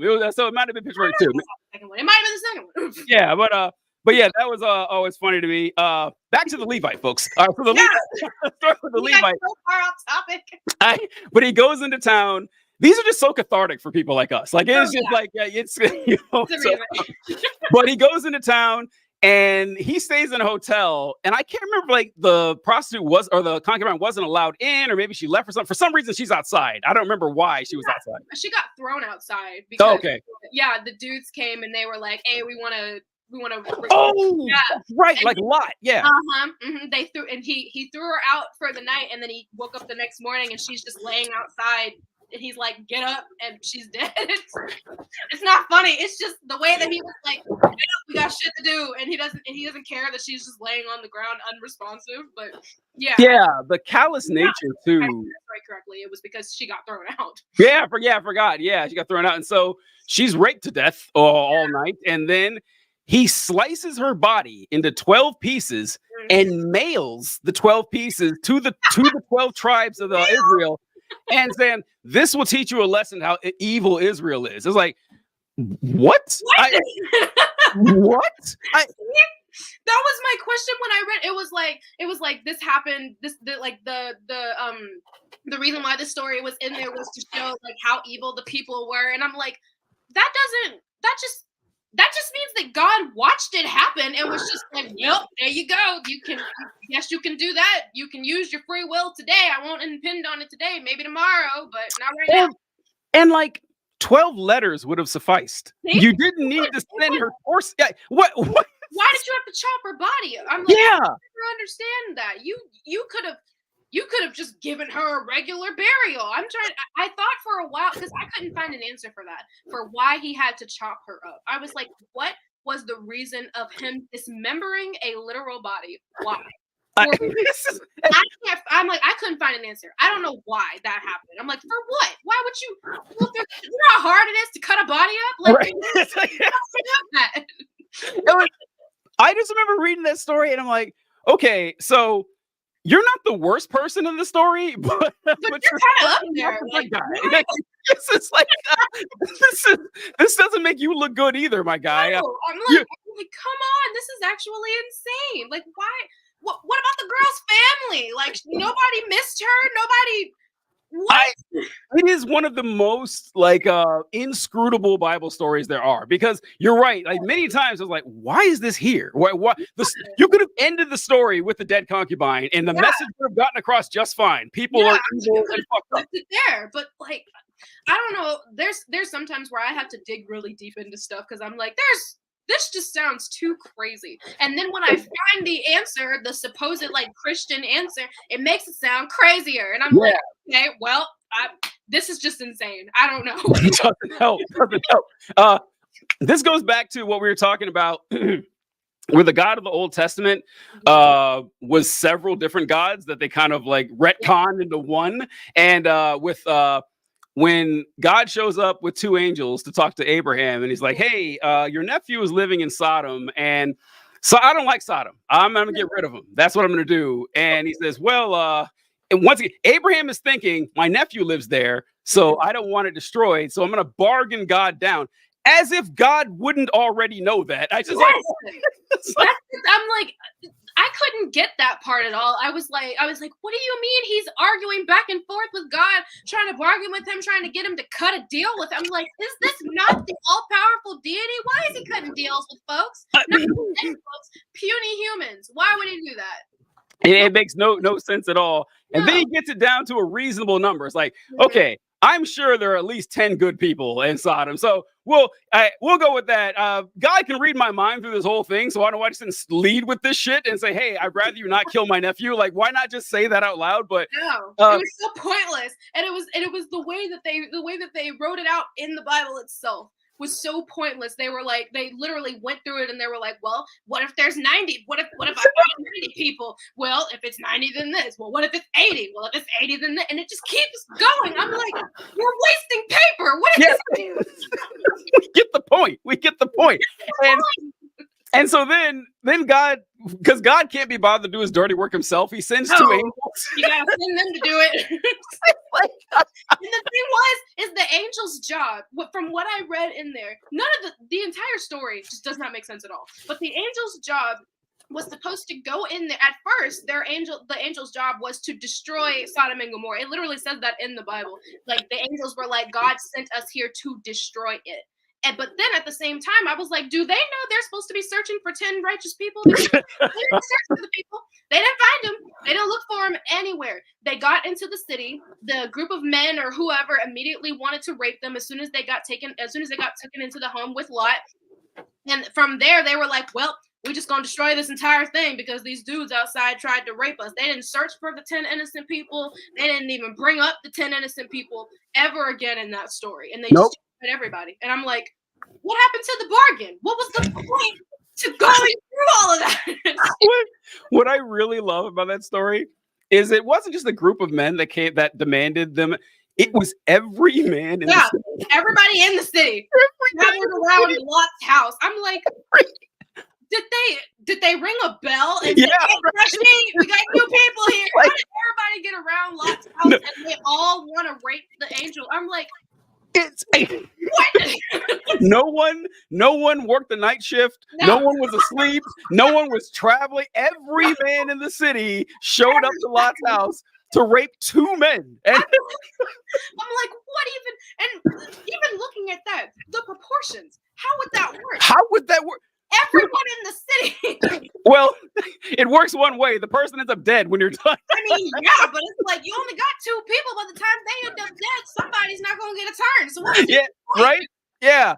You make those guys airtight the entire night. It's still like going to take quite some time. This is what I mean when I say it's really funny whenever you go through and actually read it. Because when they tell you the story of Sodom and Gomorrah, they tell you a very vague version of the story. They don't go through the details of finding the 10 innocent people, because once you do that, you have to acknowledge the fact that they never looked for those 10 innocent people. And they don't bring up any of the other details. And the thing, this was the biggest part of that. I made a video about Sodom and Gomorrah. This was the biggest part of it. The idea of Lot's wife turning into a pillar of salt. For so many years, they taught us that she was turned into a pillar of salt as they were escaping Sodom and Gomorrah. And that's not what happened. She didn't get turned into a pillar of salt as they were escaping. They were already gone. They were gone. They had already, like, Lot had made like a deal or something with God, and he was like, see, more bargaining, and made a deal with God, and he was like, because God had told him originally to go to the mountains. He was like, you'll be safe there. I want to get you as far away as possible, because we're not only destroying Sodom and Gomorrah, but also the surrounding areas. And so he tells them to go to the mountains, and Lot's like, I don't want to go to the mountains. Can I go to this one city over here? And God's like, yeah, sure, why not? They get to the city, and then that's when the destruction starts happening. And so Lot's wife was looking at the destruction from the other city. And so my question has always been, how does that work? What does, like, and I'm like, who saw her? Because it wasn't when they were running, it was when they were already in the city. I'm like, how far away is this city? Because he said he was going to destroy the surrounding areas. So I'm like, she got turned into a pillar of salt for looking at the city from a distance? How does that add up? And so it was for so many years, I was just taught she was turned into a pillar of salt. She looked back and that was it. And they don't go into like the actual details of it. But when I read it and I went through it, it was like, yeah, they had made it to the city. And then that's when the destruction happened, because God was like, I can't do anything until you're gone. And so it was the entire thing. And so for me, I'm like, how did she see it? How did she look back and turn into a pillar of salt? Who saw her? And if someone else saw her, why didn't they turn into a pillar of salt? There's so many questions that like line up with it, because Lot and his daughters didn't go to the mountains until after the destruction had already happened, and they went to the city, and then they moved from the city to the mountains. But like, his wife had been turned into the pillar of salt after they got there. And I was like, for one, why? They were already gone. Like, if she was looking from a distance, I guess that's fine. But again, who saw her? Well, there's 2 things I have to say about that one. The first is, I didn't know that they were in a different city, because that makes the next part not make sense. Because if they were in the city that wasn't destroyed and they moved to the mountains, why would his daughter say, well, the world has ended? It's like, hold on, you were just in the city. I'm like, that's the thing that didn't make sense to me. The daughters were like, well, no other men here.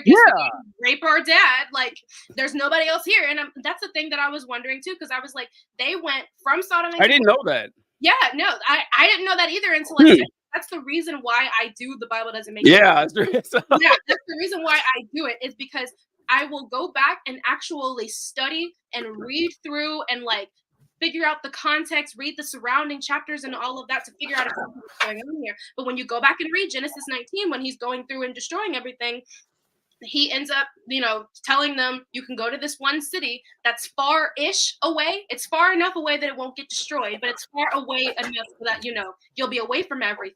Because, originally they wanted to go into the mountains, like I said. And so, yeah, they had already escaped to wow, I know that. Yeah, it's insane. They'd already escaped to the other city, and they were already there, and then that's when the destruction started to happen. And so this narrative that she was turned into a pillar of salt while they were escaping, that's not true. They were already in there. Yeah. And the second thing is something that has bugged me forever. Why a pillar of salt? There's no exposition on the symbolism or the reason or nothing. It's like, it's what happens. Well, I'm like, but why? Like, out of all things, and no one else, to my knowledge, gets turned into a pillar of salt in the Bible. No. I'm like, to my knowledge, no one else gets turned into a pillar of salt. So I'm like, what was special about Lot's wife? And the only answer that I could come up with was they were raining down sulfur, and so somehow, some way, salt. But that's like the only answer I can come up with, because I'm like, how else does that make sense? And plus, it says that God turned her into a pillar of salt. Why would he, like, out of all things that he could have chosen, he could have just struck her dead. He could have struck her dead. Like, yeah, he could have just struck her dead. He's done it to other people apparently in the Bible, and I'm like, why salt? And actually, I think I might know a reason. So there's an actual pillar of salt on the Dead Sea that is called Lot's wife. Mm-hmm. So I feel like maybe people saw that and they kind of either made the story. I don't know how old the pillar of salt is. I don't know. Yeah, I was gonna say, how old is this pillar of salt? Yeah, I don't even know. I'm like either they saw the pillar of salt and made the story, or they had the story and then the pillar of salt came afterwards or something. I don't know. But I'm like, that part I can't understand at all. I'm like, salt? Why? One of the weirdest. Yeah, one of the weird, because it's just weird, because usually they explain when something weird happens, and they make no effort to explain what's They up. didn't say Yeah, anything about it. They were just like, she got turned into a pillar of salt. Now she's dead, I guess. And it's like, she's it's just like if that's the case, what happened to her? Like, where did she go? What happened? yeah. Because the actual pillar of salt that's off the Dead Sea, it's like really, really big. And I'm like, ain't no way in the world that's like actual. I don't think people believe that it's actually her. Some people might. Yeah. But like, I've never been able to understand it. And so I don't know. The only answer that I ever been able to find is that there's an actual pillar of salt called Lot's wife. I've heard of that pillar. So I always assumed that it was just named after her. I never thought that maybe the story was built around it. I know, but I don't know. I feel like anything's possible at this point, because I don't know how old it is. But I think it's like a natural thing. So I don't know. Yeah. The so God's inscrutable actions, and speaking of like God doing atrocious things and the destruction is I remember just it was hard. Like losing my faith, I always say, was the worst part of my life. It felt like I lost a limb. Like it was a horrible feeling, you know, and I lost my friend, I lost my creator, I lost my purpose for being alive. It was a terrible time. But man, the knowledge, like learning, has been so great, because I ask the same questions that every Christian at one time has at least asked. It's like, okay, I'm like, you can't say that you haven't at least thought about it. You definitely have. You definitely have. Question of being like, well, wait, what if this, but this doesn't? I'm like, I know it's at least crossed your mind. Oh yeah, like you're reading the book of Samuel, and God tells Saul, go into this town, kill the soldiers, kill the civilians, kill the men, the women, the children, the old people, kill the fucking animals, kill them all. Everybody. And you definitely thought, wow, that seems like a bit much, you know? Yeah. And then you find out, well, you know, they don't, but you know, we do. We find shit like this, that, one of the gods is Yahweh, and Yahweh is the war god. That's why he's obsessed with blood. Yeah. That makes sense. Like that makes complete sense. Mm-hmm. It makes a hell of a lot more sense than the God of the universe really, really wants you to bring back 300 foreskins. Like, it's like, what? I can't understand that story. I cannot understand that story at all. And the thing is didn't King Saul only told him to get 100? He brought more. All you need is 100. And David was like, okay, bet, double it. Like, I'm like, and foreskins, why? Out of all things, you could have just killed them. You could have taken heads. You could have done anything else. You could have taken a pinky toe. I don't know, but really, foreskin? Heads would have been less work. It would have definitely been less work. And I'm like, I don't even have one. I'm hurting. Like, so God. Do you know this story? There's a really funny, it's not funny, it's fucked up in a lot of ways. But so two sons of Jacob, it was Reuben and Levi. And Reuben and Levi, they were, you know, hanging out doing, nomad things. And they have a sister named Dinah, Dinah. That was Dinah or Dinah. Yeah, okay. She was the only daughter that he had, because he had a son. And so, for you guys that don't know, she was working in a different town for this prince, and the prince raped her.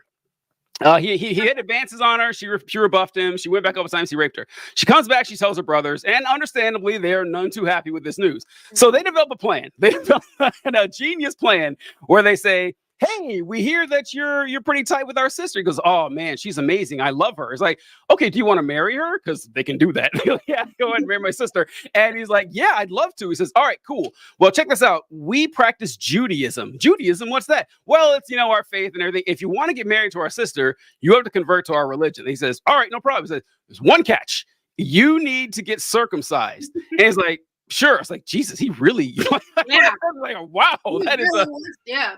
and they say, not only you, but since you're the prince here, every man in this town needs to be circumcised. He's like, all right, I'll put out the news. And so him and every man in that town gets circumcised on the same day. So they're all laid up for like a week and a half, and so Reuben and Levi just go in and slaughter everyone in the town. Like the other guys had nothing to do with this. Like the other dudes had no beef with them whatsoever, but collateral damage. And so like, yeah.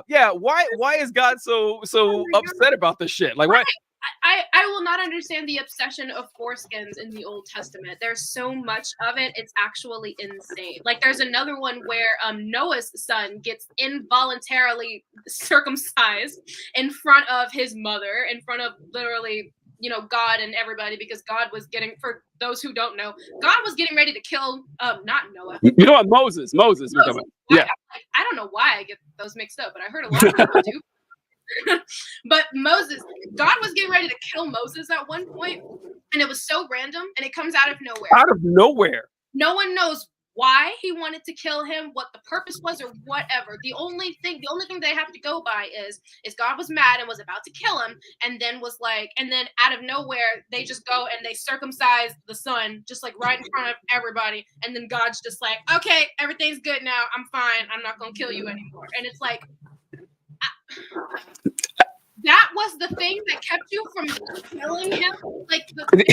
This is how you do favorites. This is what you do. The only normal part of that story is batshit crazy, minute one to minute done, until the very end, when Zipporah, Moses' wife, says, "You are a bloody husband." Like I was like, yeah, that's a normal human. Is like, what is wrong with you? Yeah. Out of nowhere, you just cut off part of our son's dick. What is the deal? Like, all right, okay.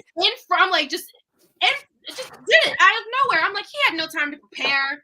He had no time to like think about it. It was just immediate circumcision. And I'm like, for one, how did they know what to do? And for two, how did they know that would work? Like, what if you just circumcise him and then God's still gonna kill him? What happens then? You just guess again, Moses. See, and so I don't know. The only answer that I ever found was that it was the fact that he like wasn't circumcised, and apparently God was mad enough about his son not being circumcised that he was about to kill not the son but Moses himself, which is another thing. There's so much collateral damage. You mentioned collateral damage. There is so many people who, oh my gosh, who get killed for no reason. They had no part of it. They weren't part of the trauma. They didn't know what was happening, and they died. And it's like, people are kind of just like, well, collateral damage. They just had to die, I guess. And it's like, no, they didn't. They could have been left out of that. Why didn't God? The thing is that in most cases, it's God punishing a specific person by killing other people. Yeah, someone. Why? Yeah, a lot. It's terrorism. Like that's what terrorists do. Yeah, that's what like the bad guys do in comic books. Is like, I can't get to you, Superman, but Lois Lane, I can kill. And it's like, well, wait, kill everything you love. It's like, wait a minute, why can't we just? And actually, in there's a story where David actually asks God at some point. He's like, why are you killing them? I'm the one that did the thing. Punish me. Why are you doing this to them? I was gonna bring that. Yep. Mm-hmm. And so, David's son. David's baby. Literally, that whole story. Second Samuel 24 is like, it's one of my favorite Bible stories ever because it's insanely fucked up, and no one can give me any sort of explanation about it at all. For those who don't know, 2 Samuel 24, one of my favorite stories ever in the Bible. Real heartwarmer. This one. Oh yes, it's all about So David is basically told by God to do a census, and so David goes and counts all of the fighting men, and then when he does it, he comes to the conclusion that he has committed a sin, And it's not that God tells him he committed a sin. Nobody tells him anything. It literally goes from David did the census to I've sinned and now I've got to be punished. And God kind of was just like, okay, pick your punishment. So he sent like an angel or whoever to talk to David and tell him, hey, this is, you get to pick your punishment from this, from this, or this. And he picks the punishment, and it ends up being a, what is the word that I am looking for? A plague. It ends up being a plague, and it ends up killing 70,000 innocent people. 70,000. Just because David did a census that God apparently told him to do. And apparently the thing that he did wrong was it wasn't actually God. That's what the apologists say. Bible doesn't say that. It literally says the Lord. So it ends up being 70,000 people who end up dying for David's mistake. And then David's like, why are you killing all these people? I should be the one that should be punished. And so David does a burnt offering, and then the plague stops. And that's just it. 70,000 lives down the drain for no reason. And then a burnt offering is the one that saved everything. And so that's the story that I look at, and I bring it up to Christians a lot. And they can never argue it because I'm like, how can you defend killing 70,000 innocent people? What did they do? What was their what was their crime? What did they have to do with this? They didn't have anything to do with this at all. It sounds like God just wanted to kill 70,000 people. Well, that's an interesting story, Serafina. But as an atheist, how can you say killing is wrong? How can you? Where is your moral groundwork to say that it's wrong to kill people? And it's so funny that they think that we don't have any morals. They're like, I bet they haven't heard this one before, and they haven't thought this through. Like, oh, okay, you're so. Oh, you got me. You got me. You got me. I don't have any morals. I just go around killing folks because why not? I don't have a God to tell me not to. So right, yeah. That's literally their reasoning. Is they're like, and I know most of them, if they didn't have God, they would be out here doing the absolute most. Yes, I say that to say, listen, if believing in this, believing in God and going to church keeps you from killing and raping, and keep your ass in church. Yeah. I recommend that you stay there because you're a danger to society. If not, you are unstable without this God. So go ahead, go right ahead. I was actually thinking of a different story. I was thinking about David and Bathsheba when I mentioned. I one too. Yeah. It happened to David all the time, apparently. And the thing is that David, have you ever noticed how a lot of God's favorites are the main ones that were out there sinning and doing garbage people all across the board? You're God's favorite and you're out here doing this, that, and the third. Like, come on now. I'm like, this man, David, who is supposed to be God's chosen. A man after God's own heart, yeah. Yes. Gets some dude killed because he slept with his wife and wants to hide the fact that she's pregnant. Wait. He also tried to bring him back. Yeah. To raise David's bastard kid. I was like, David, holy shit, man. David put in some work. See, that story is just so insane to me. Because I'm like, how is it that he did all of this, and it's not David that gets punished, it's not Bathsheba that gets punished, it's the baby. It's the baby that God allowed to be born for 7 days. I'm like, what was the point? Why was the baby even brought into the world to begin with if you were just kill it in 7 days? For what? It's just like, hey, yeah, he could have just let Bathsheba not get pregnant. All right. He could have miscarried. That would have made a lot more sense. Once he got the dude killed or whatever, hell, that would show that God was God more than anything else. He caused a miscarriage in a woman, and she just, as soon as the dude died, and as soon as he knew what David did, she miscarries and she doesn't even have a baby. That story makes so much more sense. He made the baby be born and live, and then suffer and die. Just get sick immediately and die. I keep asking Christians with all these stories in the Bible, where's the love? Where's the loving God you're supposed to be talking about? Because I don't think he's over here. I don't think he's in this book. I don't know where he is, but he's not here. No, not at all. The only love that they're interested in is tough love. It's, hey, I love you, but you're living in sin. You're wrong. You're not worshiping the right way. You're not wearing the right clothes. You're fucking the wrong person. Now, don't you get it? I'm saying this because I love you. It's like that's the only type of love that they care about. I know with everything in me that you truly, truly feel like you're being a help. but you're not, okay? And in some places, like me, I was the most, oh my God, I was the most condescending Christian ever. I was one of those, Oh no. I was one of those, I'll pray for you Christians. Like, I'm keeping you in my prayers, you know. I see that you're, you know, whatever. Like, I used to, me and my friend used to protest outside of Planned Parenthood. Oh I was no. Oh no. I was one of those Christians. Oh my, Holy shit. I was pro-life all the way. I was like, well, if God formed you in the womb, he wouldn't, like, what if you were killed and God formed you in the womb, you wouldn't be here. And all those like tired ass pro-life arguments. I was one of those. I was so deep in it, it was ridiculous. And so I would make up any possible excuse or anything and just be so condescending and judgmental of just being like, oh, well, you know, I still love you though. Love, you know. Right, yeah. I say all of this in love, by the way. I mean this with as much kindness and love as I can possibly muster. So I wanted to ask you this about, so we talked about like all this, like but people, believe me, we have more. There are like an endless supply of the ridiculous shit that you can find. Oh, I want to say real quick that I was trying to think of exceptions to this where like the people weren't fuck ups. I think Joseph is one of the rare people that I can't really point to. Yeah, he didn't really do much. Yeah, he just had bad shit just kept happening. He was just on. He was kind of a brat, like bragging to all of his brothers about these cool dreams he's having and flexing on his cool clothes in front. But who isn't a brat at 17 years old? You know? He really did. He didn't really. Yeah, now that I think about it, I'm like, he didn't really do much of anything. And literally everybody else, I'm trying to think of somebody else who's innocent. It's hard to run across. Yeah. But so when did you, I was going to ask, when did you start? I'll combine the questions then. When did you start making content? You told me this 3 years ago, right? And how did you get into like doing it? What was the catalyst that made you start doing it?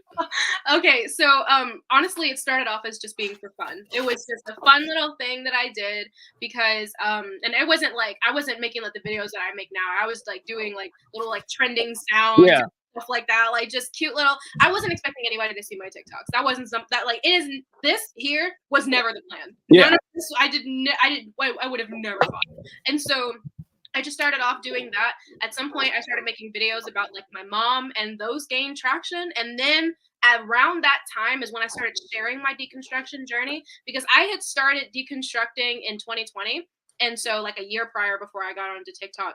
And so I had gotten through my angry phase. And I was now at my point to where I was like, I feel like sharing, you know, I have a lot of stories to share. And so I just felt like talking them out and, you know, just posting them. I didn't expect anyone to see them. And as time went on, people started seeing them more and they started relating to them. And they were like, I left the church too. This is my experience. You helped me to tell my story, this, that, and the third. And it just kept growing. And I would have never been able to tell. And so for me, I just kept making videos because it's genuinely so much fun for me. Like I have fun like making videos and talking about stuff and doing my research on things and all of that. I didn't start truly like breaking down the Bible and like picking it apart for like what I'm known for now. I did not start that. I want to say it was last year. Oh wow. Like, oh yeah, I want to say it was like August, like July or August. That's when I started to really like break it apart, and I started my The Bible Doesn't Make Any Sense series in September. But before then, I was kind of just talking about my experiences and like what I knew and what didn't make sense to me and all of that.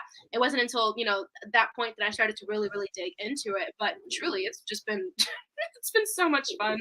And you know, there's like the pushbacks of it all. The revenue is never stagnant ever. It is always either you got a bunch of viral videos and you're making a bunch of money, or you're shadow banned and you're not getting anything. Yeah.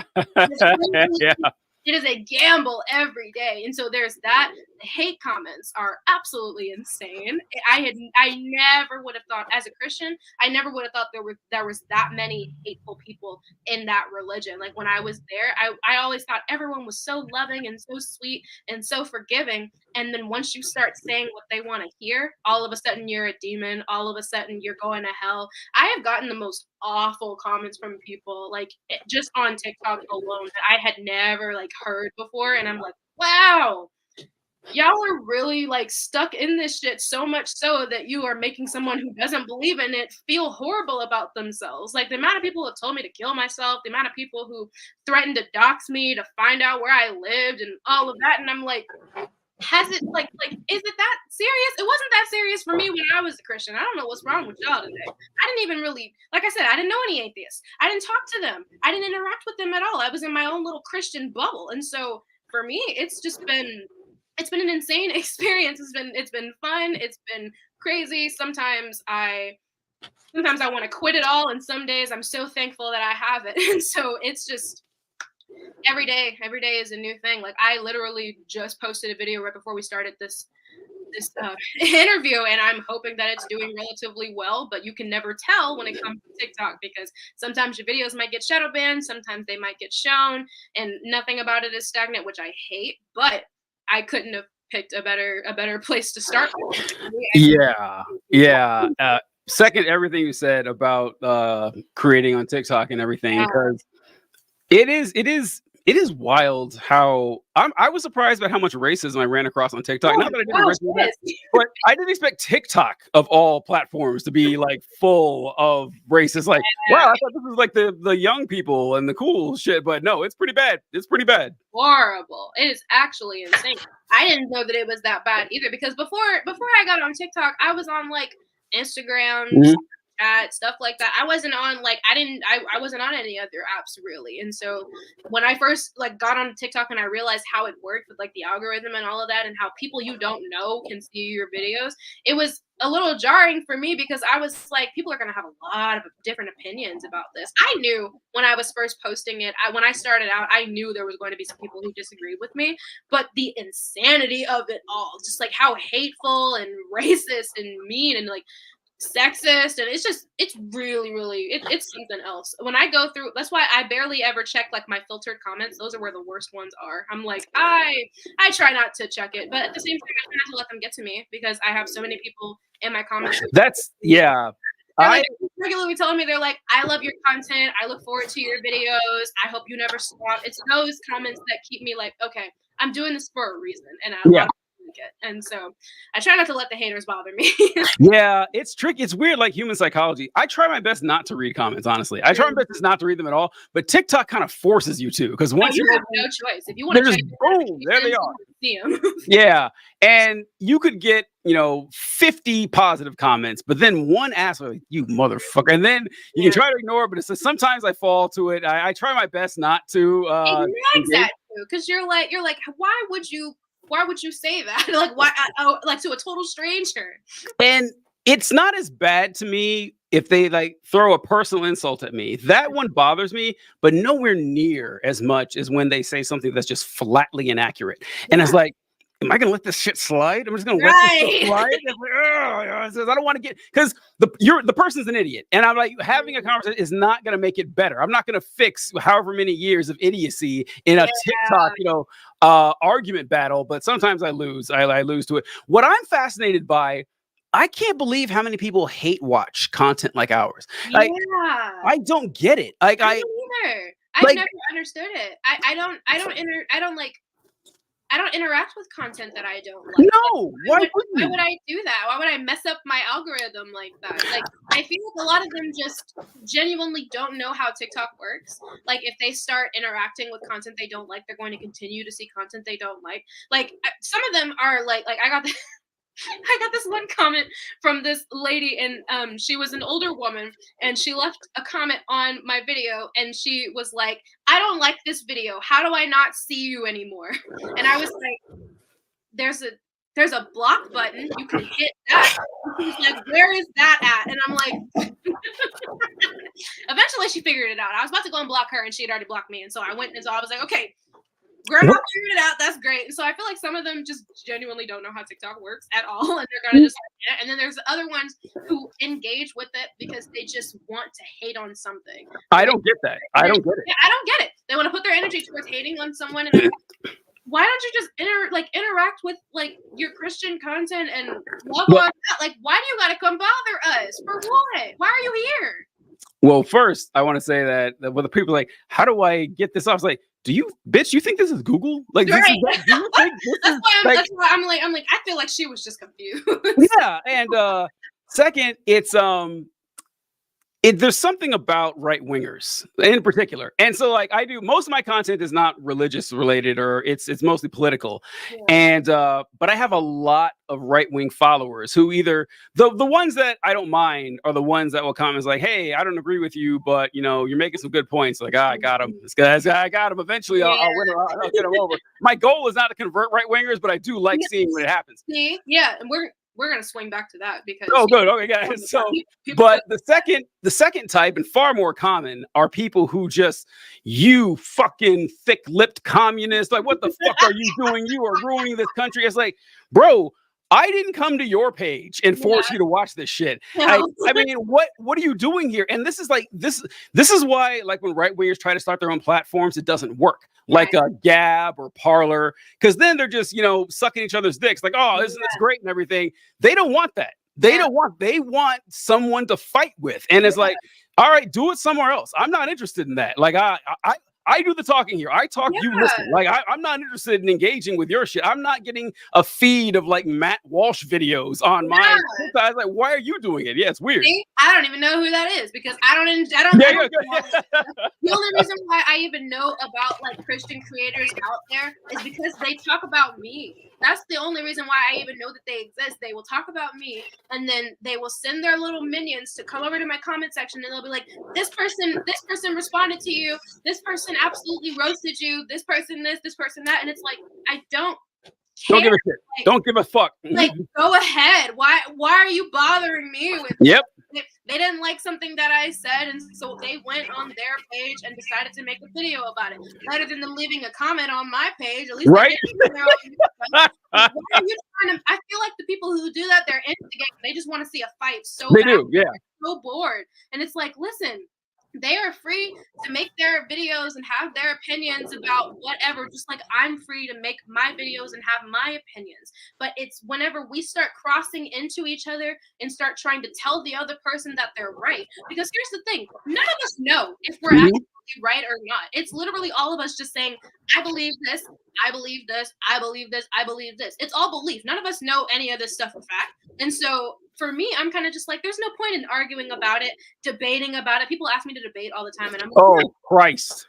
No, why would I? For what? There's no my page, which is what I was going to spin back around about. My page has not now nor ever been about trying to convert people like to atheism or whatever, or trying to change somebody's mind about something. It's literally just to get people to think, and it's just me showing, hey, I found this cool thing. This thing that I used to believe is this over here, or this works this way, or whatever. And so for me, it's kind of just like, stay over there. Stay in your lane, watch your videos that you like, and stop trying to come over to other people's page that you obviously don't agree with, trying to pick a fight. And it's like, are you that bored? Do you not have anything else to do with your life aside from trying to argue with people who don't share the same beliefs as you? That's why I don't bother Christians. I don't bother them and what they're doing. I talk about my beliefs, and that is it.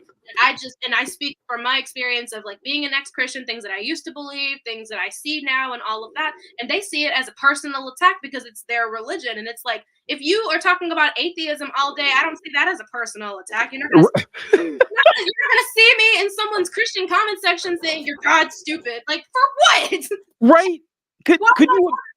Could you imagine in a million years, like scrolling, like some Christian video pops up, and you're like, "You are dead, fuck your." No, why do I care? I don't understand why they care. I understand that they feel the need to like convert somebody or whatever. Yeah. They're doing like those God loves you, come back to Jesus, that type of shit. I understand that. But when they just come over just to spread hate, you're going to hell, you're wrong, you're inaccurate, you're missing the context, this, that, and the third. And it's like, why are you here? You so obviously do not agree with my content. You don't like what I talk about. Why do you continue to engage with it? Like, for what? Why do you feel the need to spew so much hatred at someone who doesn't believe the same as you? I don't do that. Why do you do that? I always said that it's the reason people get like so incredibly sensitive when you start talking about their religious beliefs or whatever is that when you question the existence of their God, or you insult their God or whatever, you're actually insulting them. They because they kind of give the game away when they call God a personal God. It's like, oh yeah, of course, it's absolutely what he is. Like, yeah, it's so like they've wrapped their identity in this deity. So when you say this is bullshit, they don't see it as an intellectual exercise. They're like, you're bullshit, and so they have that same response, and they feel the need to fight for it. When we're like, what do you care if some random person doesn't believe that? And by the way, it's the analogy doesn't even work in our direction, because back to what you said earlier in the interview, where you talked about how Christians are like a perpetual victims, that they're always saying how persecuted they are. And I was like, okay, Christianity is the most popular belief in the country, still a majority of the population, always has been. Every president we have has at least professed to be a Christian. Half the people you know have names that come straight from the Bible, like Peter, Andrew, James, John, Thomas, Elizabeth, Mary, Sarah, Rebecca, Rachel. Like, half the people you know are named after the Bible. Christian holidays are on our federal calendar. And I want to ask you this question right here. Guess how many churches are in the United States? And so for reference, there are almost 14,000 McDonald's in the United States and 17,000 Starbucks. I hate guessing it, but take a wild guess how many churches there are. Knowing those numbers. I want to be so for real, because I live in Texas and you can't drive nowhere without seeing one. I'm gonna say it's possibly in like the 50 to 100,000. That's what I would say. That is a very good guess. 400,000 churches in the United States. 400,000 churches in the United States. So I'm sorry, Christians. Like you guys, like people walk around. There's 400,000. You can't look around town without spotting a dozen churches. People have crosses on their shirts, hats tattooed on their fucking bodies, and still they have the balls to say, oh, people are coming after Christians. Go fuck yourself. Like, I don't understand it at all. This is a perfect example for that. I was in the hospital a couple of months ago, and hospital, St. Joseph's, named after, Yeah. And so you go in there, and I guess, and this is just something that I never noticed, because when you're a Christian, you're blind to the shit. You're immune. You're kind of just like, oh, it's everywhere. You don't notice how much it's everywhere when you're not a part of it anymore. And so I walk into the hospital, and there's a bunch of Bible verses just written all over the walls. I can't go nowhere. I was in the hospital for like 4 days, and every time that I would like walk down to go to the bathroom or something like that, I gotta pass by some wall that has a Bible verse on it. They were everywhere in the entire hospital, and I'm like, see, you're allowed to do that. Any other religion would not be allowed to do that. And national scandal if other religions did that shit. Yeah. I'm like, you're not. Go fuck yourself. You are not being persecuted at all. I promise you, you are not. You are the majority. There are more of you than there probably ever will be of anybody else combined. So just wild. Please understand. If you feel like you are being treated a certain way or discriminated against because of your Christianity, it's probably more your shitty behavior than your religion, more than anything else. You're probably doing something that warrants that type of response, and has absolutely nothing to do with your religion or you being part of it. It's either that, or you're just so used to your religion getting preferential treatment that when they take it away, you assume you're being persecuted. Like, that's usually what it is. It's people don't realize their privilege until their privilege gets taken away. It is, yeah. It's ridiculous. And so that goes to the last question I wanted to ask to wrap this up. What do you have any predictions about how religion, or what religion is gonna like evolve into, or if it'll stay around for the future? Because like we think you mentioned earlier that fewer and fewer people get religious every year. If you look, it's funny looking at the generational track from silent to boomer to Xers to millennial to Gen Z. It is like precipitously falling. But religion, I'm sure you've talked about this before. I don't think I've seen a video, but religion is an important part of human culture, like going back hundreds of thousands of years. And I understand why, because, human beings are not impressive on our own. Like that, we're not particularly fast or strong. We don't got claws. We can't fly. We don't have anything. Yeah, we are pretty smart. Like we're great. We're we're incredibly smart. But one person on their own can't do a whole lot. But you put a bunch of us together, we can literally go to the fucking moon. So working together is our superpower, and nothing brings people together better than religion does. Say what? I said, I honestly feel like nothing brings people together more than either religion or lack thereof, because there's a lot of people that will have like either your beliefs, or you'll find a group somewhere that has your beliefs and you'll finally feel like that sense of belonging or whatever. But honestly, I feel like people connect simply because of that. I saw, actually, I made a video about that before, talking about how religion kind of connected Black people in the United States whenever Crow was happening, and all a lot of the meetings would be held in churches. There was a lot of, I mean, like Martin Luther King Jr. He was like an actual, was he a deacon, or was he? He was a Baptist minister. Yeah, he was a preacher. He was a minister. Yeah, and so it's like we all got brought together with like that and just kind of connected that way, which is why. And this, I don't know if this will sound strange or not, I get excited when I meet a Black atheist or a Black person, same Christian. I get so excited because I'm like, yes, fucking unicorn, man. I love it. Yeah, it plays a powerful part, and especially for the Black community. Then this is something funny too. Is so we didn't talk too much about politics, which is amazing, honestly. But the Republican Party is the conservative Christian party. And if you know enough Republicans, they think that like they represent Christianity. And I remember talking to someone and mentioning that, well, you know, demographically, the population that goes to church the most in the United States is Black women. Like that is the most church going population by a country mile. No one else is even close. And it's like, Black women also vote for Democrats more than anyone else. And I remember her saying, that's kind of weird. I said, well, why is that? She was like, well, because the Republican Party reflects Christian values. Like, okay, did you hear what I said? I guess like the whole Christian population disagrees with you. And this is another thing that's funny too, when it comes to like Black Protestants and white Protestants. Black like evangelical Protestants vote like 90% Democrat. White evangelical Protestants vote pretty much 90% Republican. And this goes back to like the Holy Spirit thing. So, all right, what's going on here? Like I dare you to point out any like theological differences between Black and white. It's not there. It's the same religion.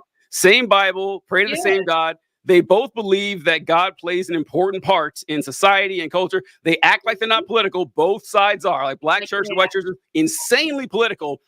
Why is God giving them two different answers? And you ask this, and they'll be like, they don't want to say, but the answer is like, oh, well, the Black people aren't really talking to God. Yeah. They don't like saying that out loud, but that's what they believe. Now, to be fair, the Black people say the same thing, but God's not talking to either of them. Like God's like that's obviously like, what's happening you're here. Both not. I'm like, you're both speaking to air. It's not exactly. Yeah. But okay, I guess one of y'all is the right one. I guess or whatever. It's like,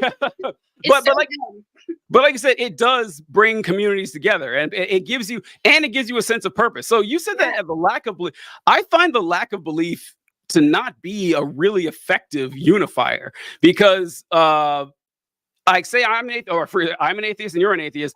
That doesn't tell me anything else about what you believe. Like all it is that we don't believe in God, but I mean, we could believe anything else. And like, so it has to be during the French Revolution when the French Revolution is really hilarious to study, because they were on the right track. They had some good ideas. Execution was kind of poor, where they said, well, listen, we had the Catholic Church and the clergy is corrupt and would correct, no argument there. So they said, all right, we're going to abolish. The United States separated church and state. We're going to abolish the church. Whereas like, fuck the church, get them out of here. No religion in this country.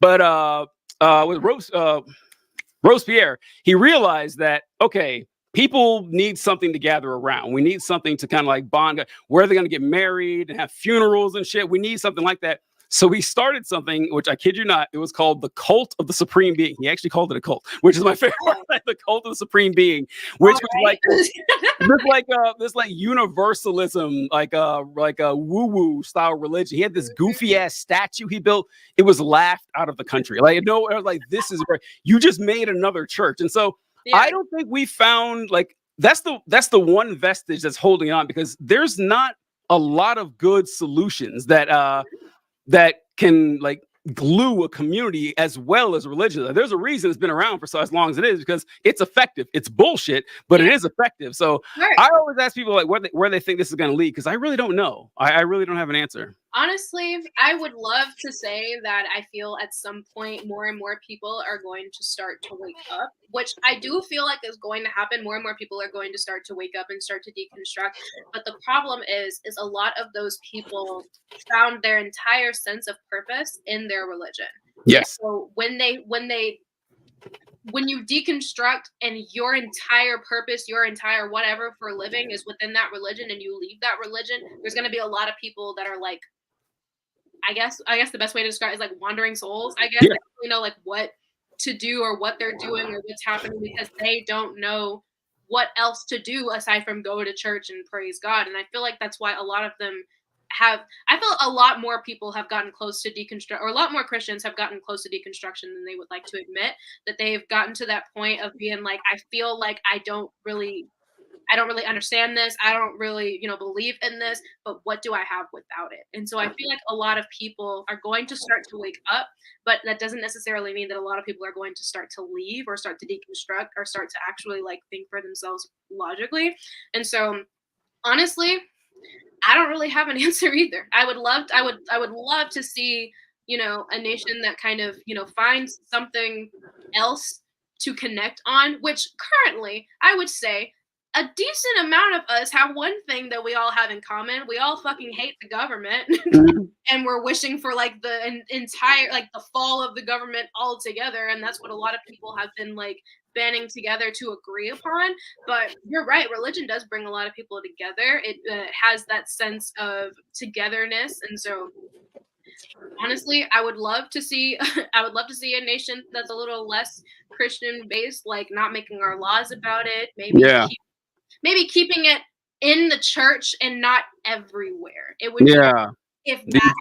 But I know that's probably not going to happen. I mean, it's literally on our dollar bills. I feel like I know, right? It's on our money. it's not like we can escape it. I would love to see a little bit less of it. And see, the thing is that my problem isn't with the religion itself. I will always say this. My problem hasn't been with the religion itself. It's the people who practice it and how they teach it and how they send it out to other people and how they act because of or how they feel they're entitled to act because of their religion. I feel like people more than anything else. The religion itself could have started off as something as simple as we have a God and we love that God and we think that God created us. And a lot of people believe that way. Like I know a lot of people who are like, I'm not Christian, but the religion itself is kind of is like insane. The people who are in it is insane. The church is insane and all of that.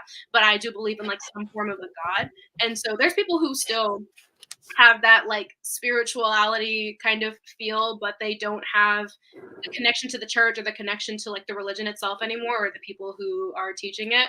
And so I don't know. I hope that at some point more people are going to start waking up. At least I hope that we can see that more people start thinking for themselves, because a lot of us just blindly believed whatever we were taught in the churches because our parents blindly believed it and their parents blindly believed it, and it just kept going back because nobody was really asking questions. And now, since we're in an age of, we have access to a lot more things. We have access to, doing our own research on stuff. And so I feel like as time goes on, as we get like deeper and deeper into the digital age that we're in, people are going to start doing their research more. And that's the reason why I make my videos, is just because I want to encourage people to do their own research at some point, because a lot of people kind of just see what they see and they go with that. And so I am hoping that at some point America is going to turn into a lot of people who know how to think for themselves and are figuring things out on their own at some point. That's what I'm hoping for. Yeah, you're right. It certainly is not a coincidence that the proliferation of information has led to a decrease in religiosity. That is not a coincidence at all.